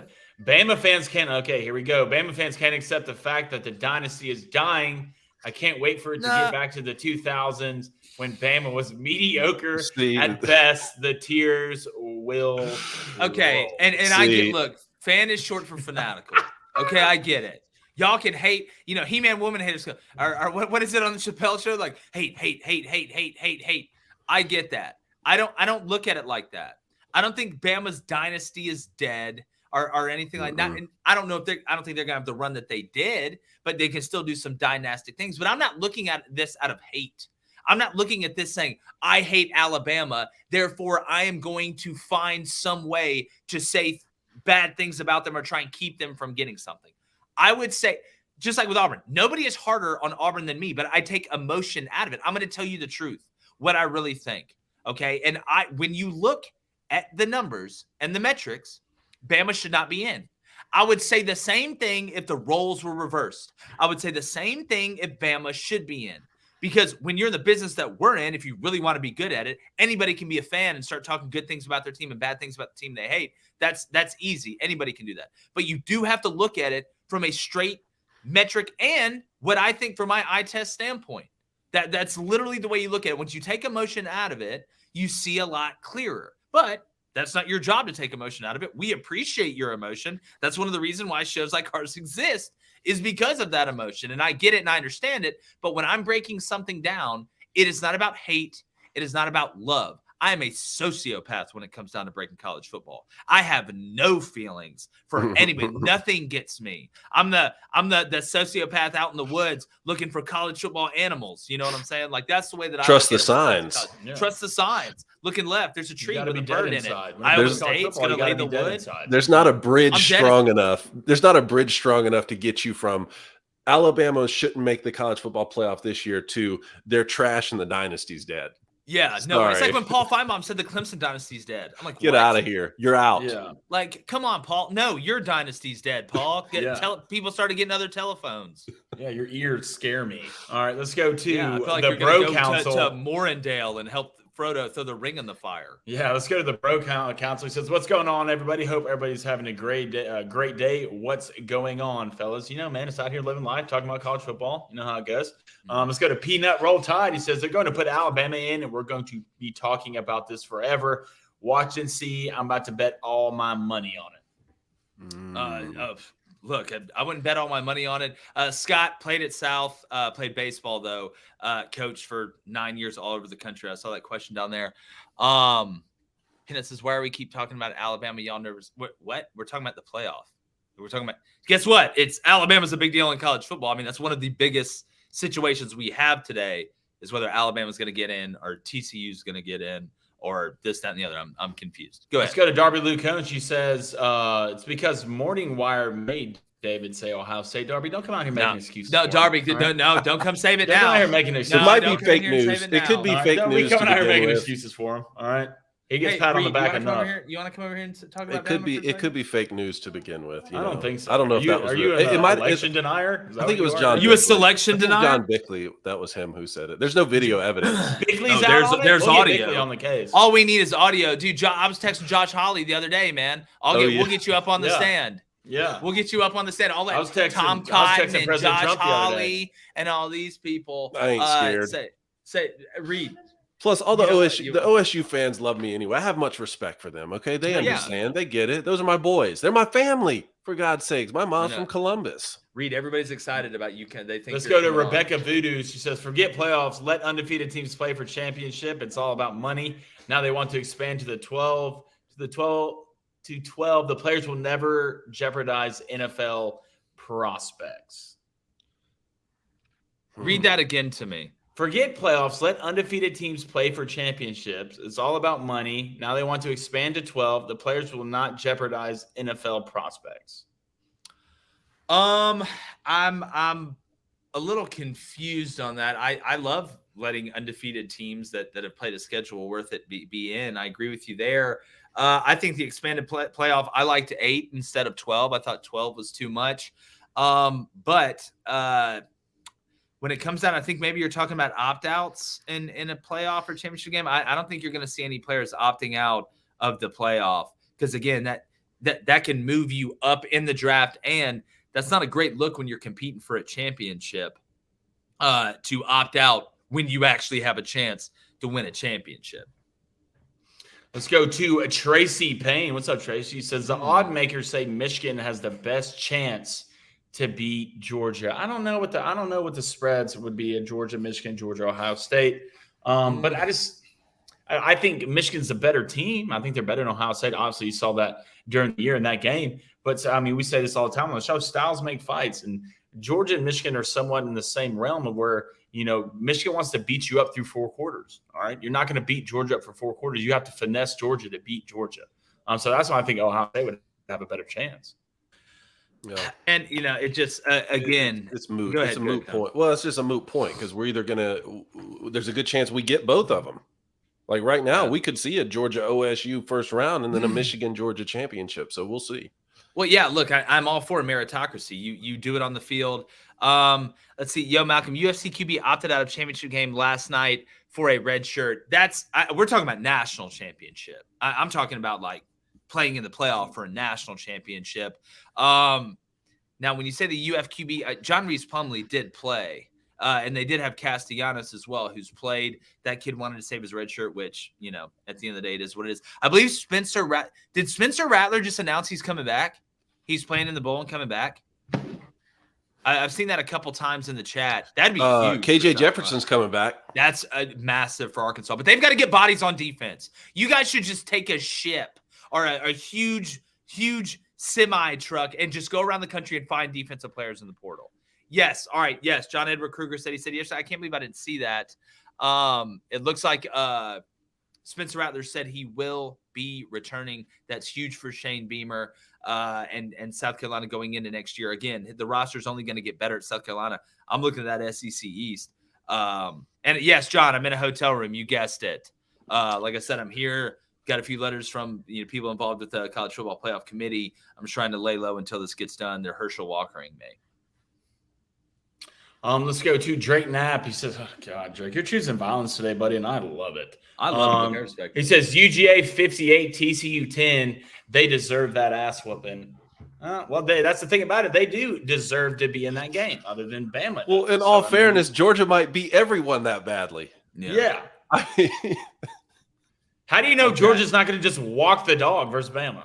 Yeah, John Edward Kruger said he's playing in the bowl game. His future, he hasn't said yet. Obviously, that'd be huge. Trent Tankovich, which is an unbelievable name, said all these players coming back for their fourth senior year. Yeah, man, it's like Van Wilder out here. It's 100% Van Wilder with the COVID year. It is 100% Van Wilder. All right, guys. Anything else in college before we move on to the NFL? Oh, we do got a donation there. Yeah, not yet. Malcolm Martin, what's up, Malcolm? Always good to see you in here, man. He says, should UGA have least put up resistance to championship, TCU at 4? I mean, I don't know what they put up probably the most resistance they could. Should UGA have at least put up resistance to championship, TCU at 4? I don't know. I mean, Georgia deserves it. I know that. Yeah. Georgia. I mean, we all know. I don't think there's any argument against Georgia. You want to go to the NFL? Yep. All right, let's go to NFL. Here's what we're going to do. All right, it's a pretty decent slate this weekend. We're going to drop our bets too here at the end. Excuse me. I'm literally just losing my mind. I'm trying to think I was looking at Cody Nason just put out the standings so far in betting this month, but I feel like they're off by one. I feel like I'm trust Cody. Trusting Cody. No, I trust Cody. Look, he's in the trust tree. He's got his own branch, right? Nobody's not trusting Cody here. Well, you know what? I don't know. No, stop starting putting pictures of Stacey Abrams up there, Cody. Keep putting pictures of Stacey Abrams up there. If you want me to just pet all this trust, Cody, trust this. Stacey Blankles. I don't know why. Like, Trump was up there first. He denied it first. Why can't it be Trump? He goes straight to the heart with Stacey Abrams. Low blow. All right, that hurts. Check your mail. You've been served. Yeah. I don't think they serve you through the mail. Yeah, I don't think that's how that works. I don't know how it works. I'll be honest. Yeah. Well, you've never been served except for that time when I put that cardboard down and started spinning on my head and doing all those. Like, you step up 3 in here? Look, we'll step up 3, take it to the streets or whatever it was. God, the names of those movies are terrible. It's like Step Up 5. I'm a clown, you fool. Yeah, Step Up 6. It was his fault. Yeah, Step Up 7. We're in a 7-Eleven. Yeah, all right, here we go. Yeah, okay, here we go. Here we go. All right, let's start. Steelers, Falcons. Hold on. Let me puke real quick. Hate this matchup. You put some respect on the Falcons' name. No, the Falcons are doing the worst job of tanking I've ever seen. The only worst job I've seen of tanking is when France tried to stop Germany in World War II. Look, I love the three-headed monster of Kenny Pickett, Najee Harris, George Pickens. I even love the Amish guy that got it tight in. Fryer That's Booth, a monster now? Who churns his own butter and scores touchdowns. But I think the Falcons' run game, even with T.J. Watt, who I think is the best defensive player in football, I think the Falcons find a way. Pittsburgh is a 1-point favorite here, guys. In the Dome, Cordero Patterson, huge dragon. I do think he returns a kick for a touchdown today. Shocker, that'd give him 10. That'd be the record. I'm calling that one. I like. Okay, are you betting it? No. I'm saying I think he does. I'm not betting. I could bet him anytime touchdown, but I don't think I can bet him what you bet. for a kickoff return touchdown. Option. I'm saying I think he's going to do it, Blaine. It ain't a guess. It's what it's going to be. I mean, if it's what it's going to be, you should bet it. Vicky Valancourt over here. John, thank you. We love you too, bro. Appreciate it. Give me you know what? I like the Steelers in this game. for one reason and one reason only. Coach Prime too. I love watching George Pickens play football. Yeah. I just really love good. watching as a receiver. First of all, the kid is an absolute mental case, and I love it. Every play he lets you know. That's what I like. If George Pickens, When you said mental case, you were frozen with your finger on your eye like frozen this. like this. Exactly. That's how of a was mental great. case he is. Can you imagine that Georgia team if he was healthy on offense? Oh, God, it's scary. He's already bullying kids in the NFL, and he just got there. Throw it to him more, especially in the red zone. I had him anytime touchdown last week. It didn't hit, but I like Steelers. I think they're getting better. They're getting healthy. TJ Watt, you said best defensive player. He might be the best player in the NFL. I think he has an extremely good case and to argue for that. Kenny Pickens, Little Hands Pickens is getting there, and I just don't think the Falcons is going to have enough. Man, he threw the ball really well against the Colts. He was slinging it. I was surprised. I think he hand. really may be the long-term answer at quarterback there. But today, give me the Atlanta Falcons at home and sitting at 5-7, boys. Sitting at 7, that puts them in second place in the NFC South. So there you go. Dude's got a lot of states. Homer, I live in Tennessee now. Okay, I'm a Titans fan. It's a joke. I know. I'm a Titans fan now. Hey, real quick though, I want to continue with the NFL. But yes, John, you're right. We forgot to talk about Deion Sanders. Let's go around the room real quick. Deion Sanders to Colorado Cone. What does that mean for the Buffs? Well, it's huge for Colorado. Great hire. Like we had talked a little bit about Nebraska. Like, are they at a point in their program where they could make some sort of outside the box hire just on a whim to try and get big time recruits in there? That certainly could be said for Colorado. So I think it's great on Colorado's part. And congratulations for Deion Sanders, has a Power 5 job. The HBCU angle, I'm still a little uncertain about. I mean, he had preached for several years now that he wanted to be at an HBCU school. Mm-hmm. This is where he felt his calling, and he was telling young recruits, "Hey, come play for me here because this is important." And then jumps to Colorado. Yeah, that's a little bit surprising, just because he lied. Well, just because we had heard his name possibly to get other bigger jobs. I mean, when Auburn opened up, people said, "Oh, Deion Sanders." We're talking about South Florida Deion Sanders. So I'm a little bit surprised to see him jump immediately to a place like Colorado. But make no mistake about it, the swag is back in Boulder, and it's certainly an improvement. Yeah, Ratchet Dewan says, will the Sunday show get shorter after the playoffs? Our cover time with another topic. No, look, we're bringing. I don't care if it's just Quidditch on and quilting. All right, we're coming on here. You come in my house, you get my wife's name right, and on Sunday we go for at least an hour and a half. We'll talk about whatever. That's the beauty of this show. We can talk about underwater basket weaving if we had to for an hour. Well, the thing about one thing you should never trust, and that's head coaches of football teams. Don't trust them when they come. Nick Saban was never supposed to be coaching in Alabama. Okay, he never was. Look at him now. All right, I think this is a great move for Deion because one, Colorado, you're already immediately better with the players he's going to bring. All right, I'm guessing Travis Hunter's going to probably go to Colorado. All right, I'm hearing a lot of this to Ole Miss, that to Ole Miss. I would be surprised if Travis Hunter went to Ole Miss. I think if he's going to follow Deion to Ole Miss, HBCU, he's going to follow Deion to Colorado. He's going to Colorado. I know he had some ties at Ole Miss and stuff like that. But, I think this is a great move for Colorado because I remember back in the day, Colorado used to have some studs running around there. He's going to recruit. He's going to get great coordinators. I think this will kind of put Colorado back on the map a little bit. Look, here's what I think it means. Colorado, welcome back to relevancy. Y'all haven't been this relevant since Cordell Stewart closed his eyes and threw a Hail Mary. Against Michigan. Yeah, against Michigan. Here's what I think. It comes down to players, okay? That's what this game comes down to. Players play the game while coaches watch. Deion can get the players there. The question I asked everybody and that we talked about when it was talking about Deion going to Auburn or Deion going here, it's not about can he recruit. We know he can recruit. Players will go play for Prime. You're already seeing players that say they want to go to Colorado, and that's not counting the ones that are going to transfer with him. The question is, can he build a staff around him that can be efficient enough to win a championship? Because a lot more goes into it than just the players. The players are the most important part, but just like the human body, while the players may be the heart, you need something to pump the blood to the heart. You need something around the heart. That is what's going to determine the fate of Deion Sanders in Colorado. And guys, have you seen the schedule for Colorado next year? Blaine, go ahead and pull up that schedule for Colorado. Guess what game 1 is? At TCU. Okay, their last 3 games of the year, It's like getting your ass kicked by a group of short people.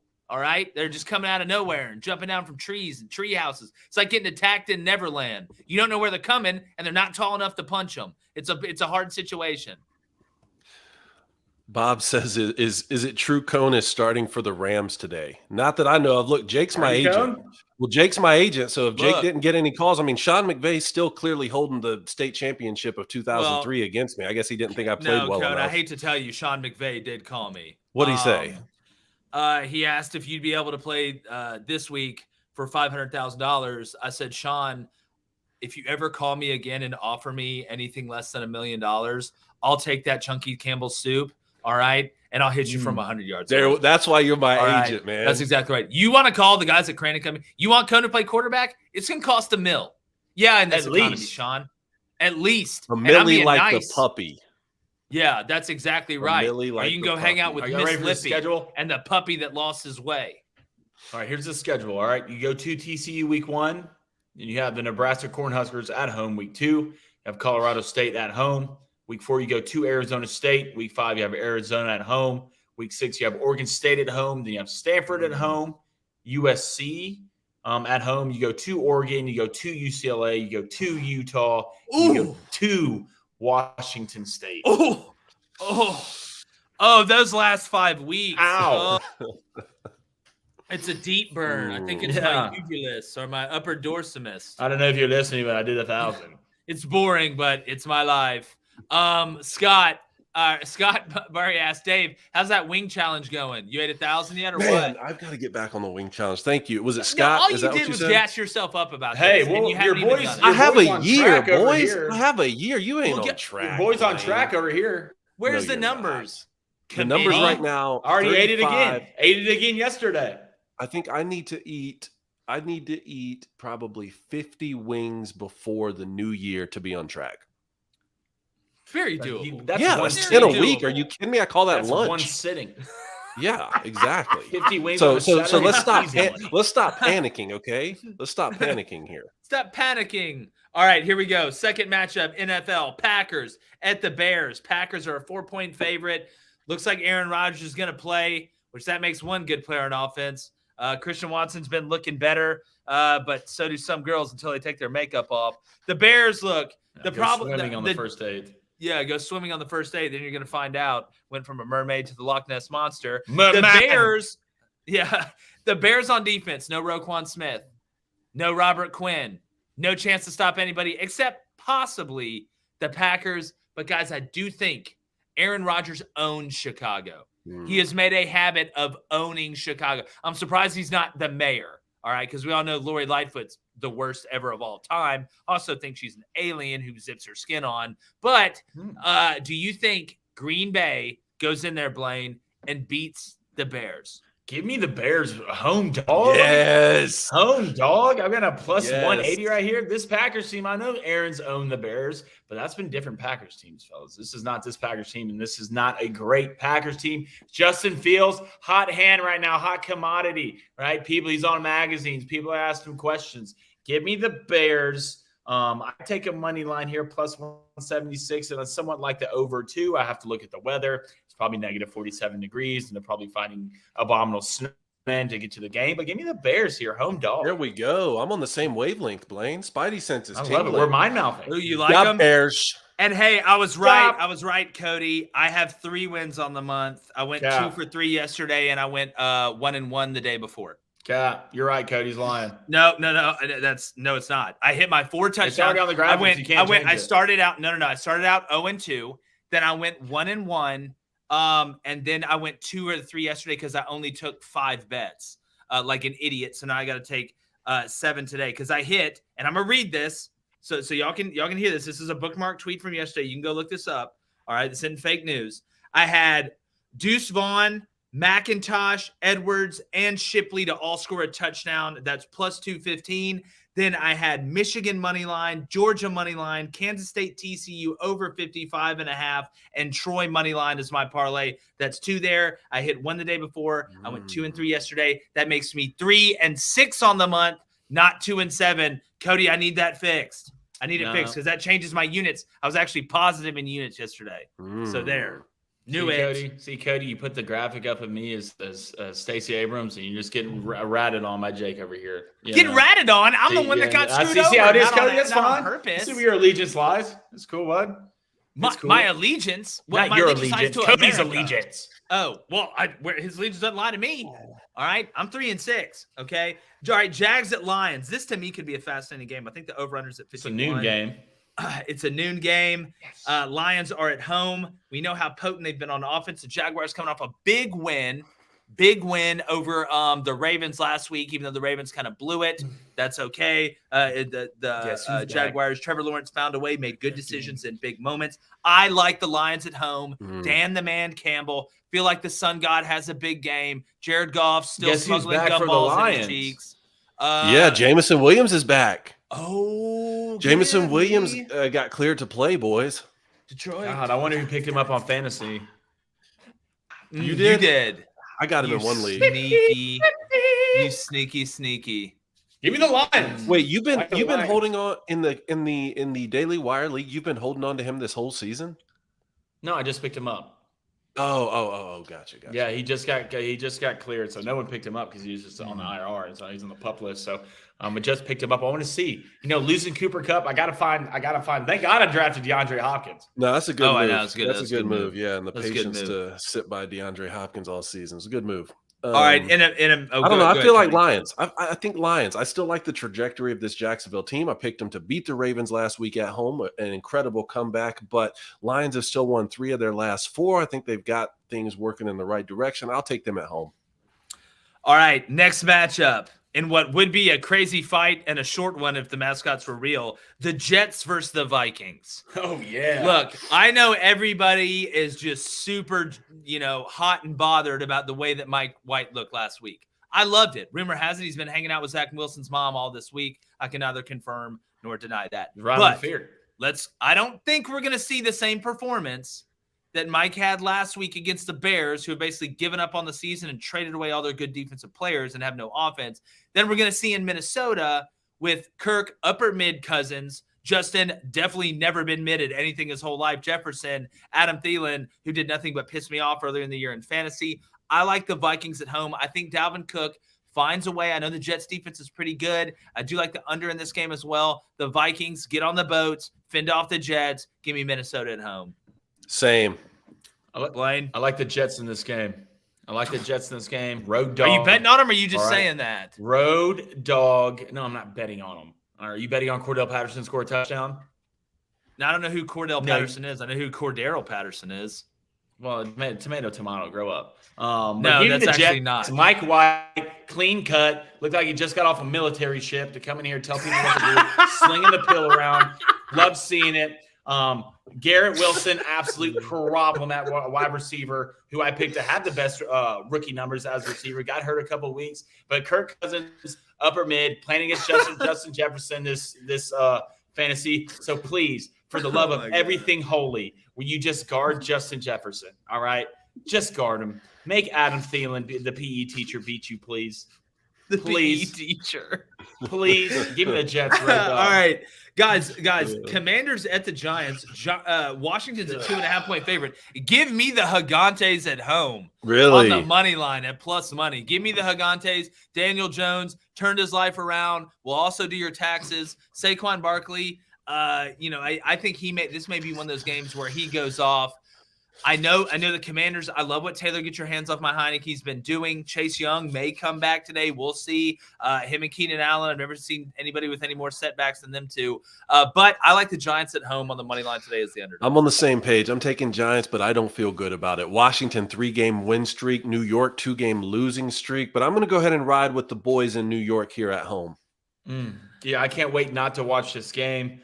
Give me the Commanders. You watch Red Zone. You're going to see it when they're in the red zone. No, I probably won't because neither of these teams will probably be in the red zone. Give me the Commanders. Well, you know that one little break you get when David, can I finish a sentence for the love of Christ? Some of the teams have gone to halftime. Please. And they're kind of outside the red zone and they show a clip. So you'll be watching the game. Like I'm in the room Jordan. There's a guy named Walmart Elon Musk in here. There's Walmart Elon Musk in here? What's he talking about? Is it really? It's still the funniest one. The funniest one I've ever seen is they said that Cone looks like your first attempt at drawing Elon Musk. And you know what? I don't give me the know what I don't know Commanders, what's all right? behind that, so I'm gonna take it as disrespect. Oh gosh. All right. Titans at the Eagles. Man, I wonder who's going to run the ball more in this game. The Eagles are -4.5 at home. I don't think the Titans can score, partly because Ryan Tannehill is about as Vanderbilt as I've ever seen when it comes to playing quarterback, even though I love what Clark Lee did this year. The Eagles, great story. You know, Vince Papalo, we all know about that story as well. I don't know what that has to do with this, but I think A.J. Brown gets in the end zone a couple times. I think Derrick Henry balls out, scores a ton of fantasy points, but the Eagles win. I like that. And they I want to take the Titans here so bad. I just feel like the Eagles are the real deal. I wish Taylor Lewan was healthy for this game, boys, so we could see a Taylor versus BG matchup, just like we talked about in the summertime. But instead, we'll just have to talk about it here on the show. I'm going to go with the Eagles. Yeah, I'm going to take the Eagles in this game. Love the running game from the Titans. Derrick Henry, I mean, is an absolute problem. But the Eagles have nothing but bridge trolls up front on the defensive line. So I don't think they're going to be able to move them around that well. And the secondary's been playing better. Jalen Hurts, keep it up, bud. All right? Keep it up. I need you to do exactly what you did. I need a 30-piece from you. All right? Keep doing your thing. All right? I do think the Eagles are a better team. I'll never pick the Titans because your quarterback was a wide receiver in college. Stop that. Don't do that. I'm sorry, it's the truth. How? Travis you an organization and your quarterback was a receiver in college? I mean, honest. It's not a bad point. Mid, Travis, is when something is just okay. It's mediocre. Or not good. Mediocre. It's slang for mediocre. Therefore, upper mid is your maybe a little bit above mediocre. But some guys like Ryan Tannehill have to work twice as hard to be below mediocre. All right, so Broncos, Ravens. Ravens are going to win. They're a 9.5-point favorite. I think they cover. Russell Wilson has more problems than parents of quintuplets. It's a bad situation right now. The defense is screaming at him when he comes off the field. He's screaming at himself. He's doing high knees on an airplane. Just the Broncos, Nathaniel, I can't hack it. Probably won't be there at the end of the year. Give me the Ravens at home because they're going to be pissed after what happened against the Jaguars. Mark Andrews is going to destroy the Broncos today. Just watch this. Same. Give me Broncos money line. No, you're lying. But there's some about this. Are you just going to pick the underdogs? Give me no. All right, I'm just going to pick who I think is going to win. Broncos have been terrible all year. There's some stuff going on in the locker room. I feel like Russell Wilson and them get going in this game. I think the Broncos win. Yeah. Okay. Well, good luck on that. Browns at the Texans. Well, the NFL Illuminati came together to bring us Deshaun Watson. Yeah. Week 11 at the Texans. It just must have just randomly landed on this week. You know, those 11-game suspensions we see all the time. I think he's gonna be rusty. The Texans, you know, Davis Mills, Lovie Smith, looking like they're gonna have a chance at the number 1 pick. Have tanked beautifully today. I feel like the Falcons could learn from them. They're playing the Browns, like I said. I love the under in this game. I think I took a combination of the Texans plus 14.5 and the under for like plus 115. It was like something like that. I feel unbelievably great about it. Give me the Browns to win in an ugly game that we only watch because you have fantasy players. And David Njoku is out for the Browns too. Huge loss there at tight end. But even with that, am I the only one who thinks Deshaun Watson may just come out and ball? Yes. Okay. No, Deshaun Watson balls out. All right, I can't even get him the anymore. We all know Deshaun Watson is coming in, and he balls out. Yeah, you know he's going to be balls out. You know he is. Oh boy, it's like a 62% chance he's going to be balls out. Seattle, LA. All right. Seattle Seahawks. I might have a heart attack. All right. Who's going to be playing quarterback? I'm trying to get it together. Nobody knows. Nobody knows. Matt Stafford got put on the IR. Matt Stafford's done for the rest of the year. Cooper Kupp out. Man, I'm taking the Seahawks as one of my picks actually to win this game. I believe I got a money line. I'd have to go check. No, I bought the spread down. I think I got him at -2.5 or 3. I think Geno Smith playing great. Yep. I mean, the add of the running back from Michigan State, they're playing really good right now. So give me the Seahawks to win this game. I just don't see how the Rams are going to be able to score enough points. Even if the Seahawks play okay, I don't see a way in which the Rams are able to score enough points. When you look at Geno Smith and what he's done, it's been one of the best stories in the NFL. I think you look at Geno Smith and look, Mike White's still writing his story. I think Taylor Heineke's been another guy that's been a fantastic story. Marcus Mariota was a really good story early. They've kind of fallen off a little bit. I just don't see the way the Rams are going to be able to score enough points. I agree. Yep. Give me Seahawks. Right. Dolphins, 49ers. This to me, I think could be the best game on the slate today. I know Jimmy G struggled last game. Looking at the Dolphins defense, love that they added Bradley Chubb on the edge. We know some of the Phillips kid from Miami I really like. I really love his ceiling, his ability to do multiple things. So I'm going to take the 49ers at home, guys. I think this is going to be a little bit lower scoring of a game than what people think, which kind of plays into the way the 49ers have been playing. I know they want to score points. You didn't bring Christian McCaffrey over here to play with Deebo Samuel and all these guys and George Kittle to not be able to score points. But I think this feels like a 28-24 type game to me. I do like San Francisco at home. This is a huge game. I'm going to take Miami on the road. I think Tua has a big game, slings it around the yard. Give me the Dolphins on the road here. Yeah, I'm taking the Dolphins as well. I love what they're doing on offense. Mike McDaniel really got those players believing in them, playing at their highest level. I think it's going to come down to the defense late for the Dolphins making a play, whether that's a forced fumble, a pick, getting Jimmy G's grill a little bit. Give me the Dolphins. Tua is playing MVP caliber football. He is, and I hope he wins it. All right, Chargers and Raiders. Raiders kind of getting a little hot. Kind of getting a little hot here. We need an update on Justin Herbert. Josh Jacobs, believe me, if anybody knows that Josh Jacobs balled out last weekend, it was me because I played Conan Fantasy. He had Nick Chubb, Austin Eckler, and Josh Jacobs, which is like literally fighting a Hydra by yourself if you're playing them in fantasy. If Josh Herbert is not playing, I do like the Raiders, obviously, but if he is playing, I think the Chargers sneak one out like they did against the Cardinals last week, went for too late to get a 1-point lead and win that game. I believe, looks like Justin Herbert. I don't know who Josh Herbert is, but I know who Justin Herbert is. Did I say Josh Herbert? I think Justin Herbert's playing. Justin Herbert is going to play. Okay. Well, yeah, then I like give me the Chargers then. Yeah, they're a dog in this game as well. So, I mean, I don't know what Vegas is really looking at, but I feel like this would be a good dog pick. I like the Chargers in this game. I do too, just barely, though. Just barely. Yeah, it's going to be interesting. All right, guys. Chiefs at the Bengals. This was in my top 3. Big game for Joey B and them at home. A lot of people are expecting a lot of offense, which typically when you have 2 really good teams on offense, you take the under. As crazy as that sounds. Do the Bengals find a way to beat the Chiefs? Guys, I think the Chiefs walk-off field goal, Harrison Butker, 42 yards, right middle. I think it's going to be a hell of a game. Jamar Chase coming back. Joe Mixon coming back.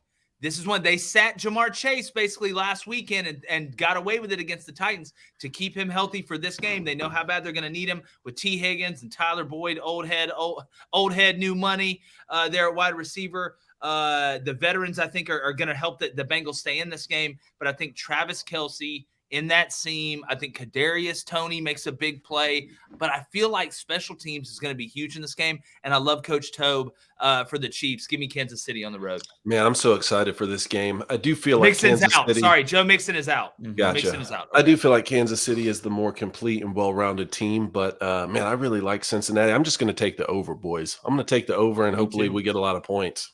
I'm also taking the over in this game, but I like the Bengals in this game. I think Jamar Chase comes back. I think it's close. I think they make a play late to win this game. It's going to be one of those games whichever quarterback has the ball last is probably going to win this game. And with Patrick Mahomes, that could be 13 seconds and can go and beat you. So give me the Bengals, Joey B, ice cold bird, baby. All right, Colts and Cowboys. Last one here. Jeff Saturday, I think that they've played well. Really, had the Eagles beat, let the Eagles come back and win that game late. Was a tough one last week. I like the Cowboys at home. I love the way Dak's playing. I think Dak is playing at the highest level I've seen him play. Now that him and CeeDee Lamb are able to work in conjunction together. Tony Pollard's been big out of the backfield as well. I need him to ball out today. It takes a little pressure off Zeke, keeps Zeke healthy. Yeah, Blaine, I'm playing you, right? No, I'm playing Knowles. I'm losing my mind. I think the Cowboys win. Do they cover? I mean, 10.5 is a big number, but the Colts struggle on offense. Matt Ryan, his career is toward the back end. I mean, this is like chapter 15. We're getting toward the end. I like the Cowboys, but give me the Colts to cover.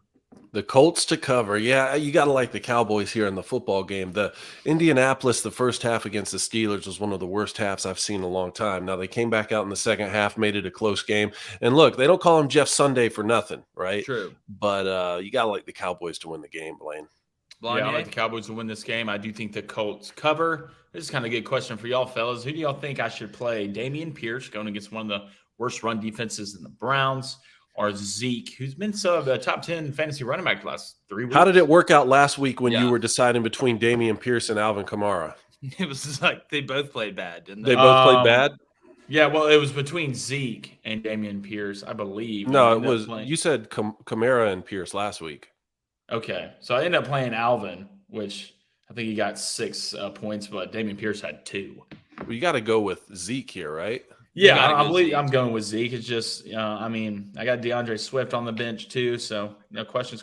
Zeke's been, I mean, Pollard's been out touching them during the games, but Zeke's been getting most of the red zone carries. So. Yep. Well, all right, guys. Blaine, anything else? Coney, you got Cowboys. Did you already pick Cowboys? Yeah. You said you like him in the football bets, game, but yeah, bets. Let's go bets.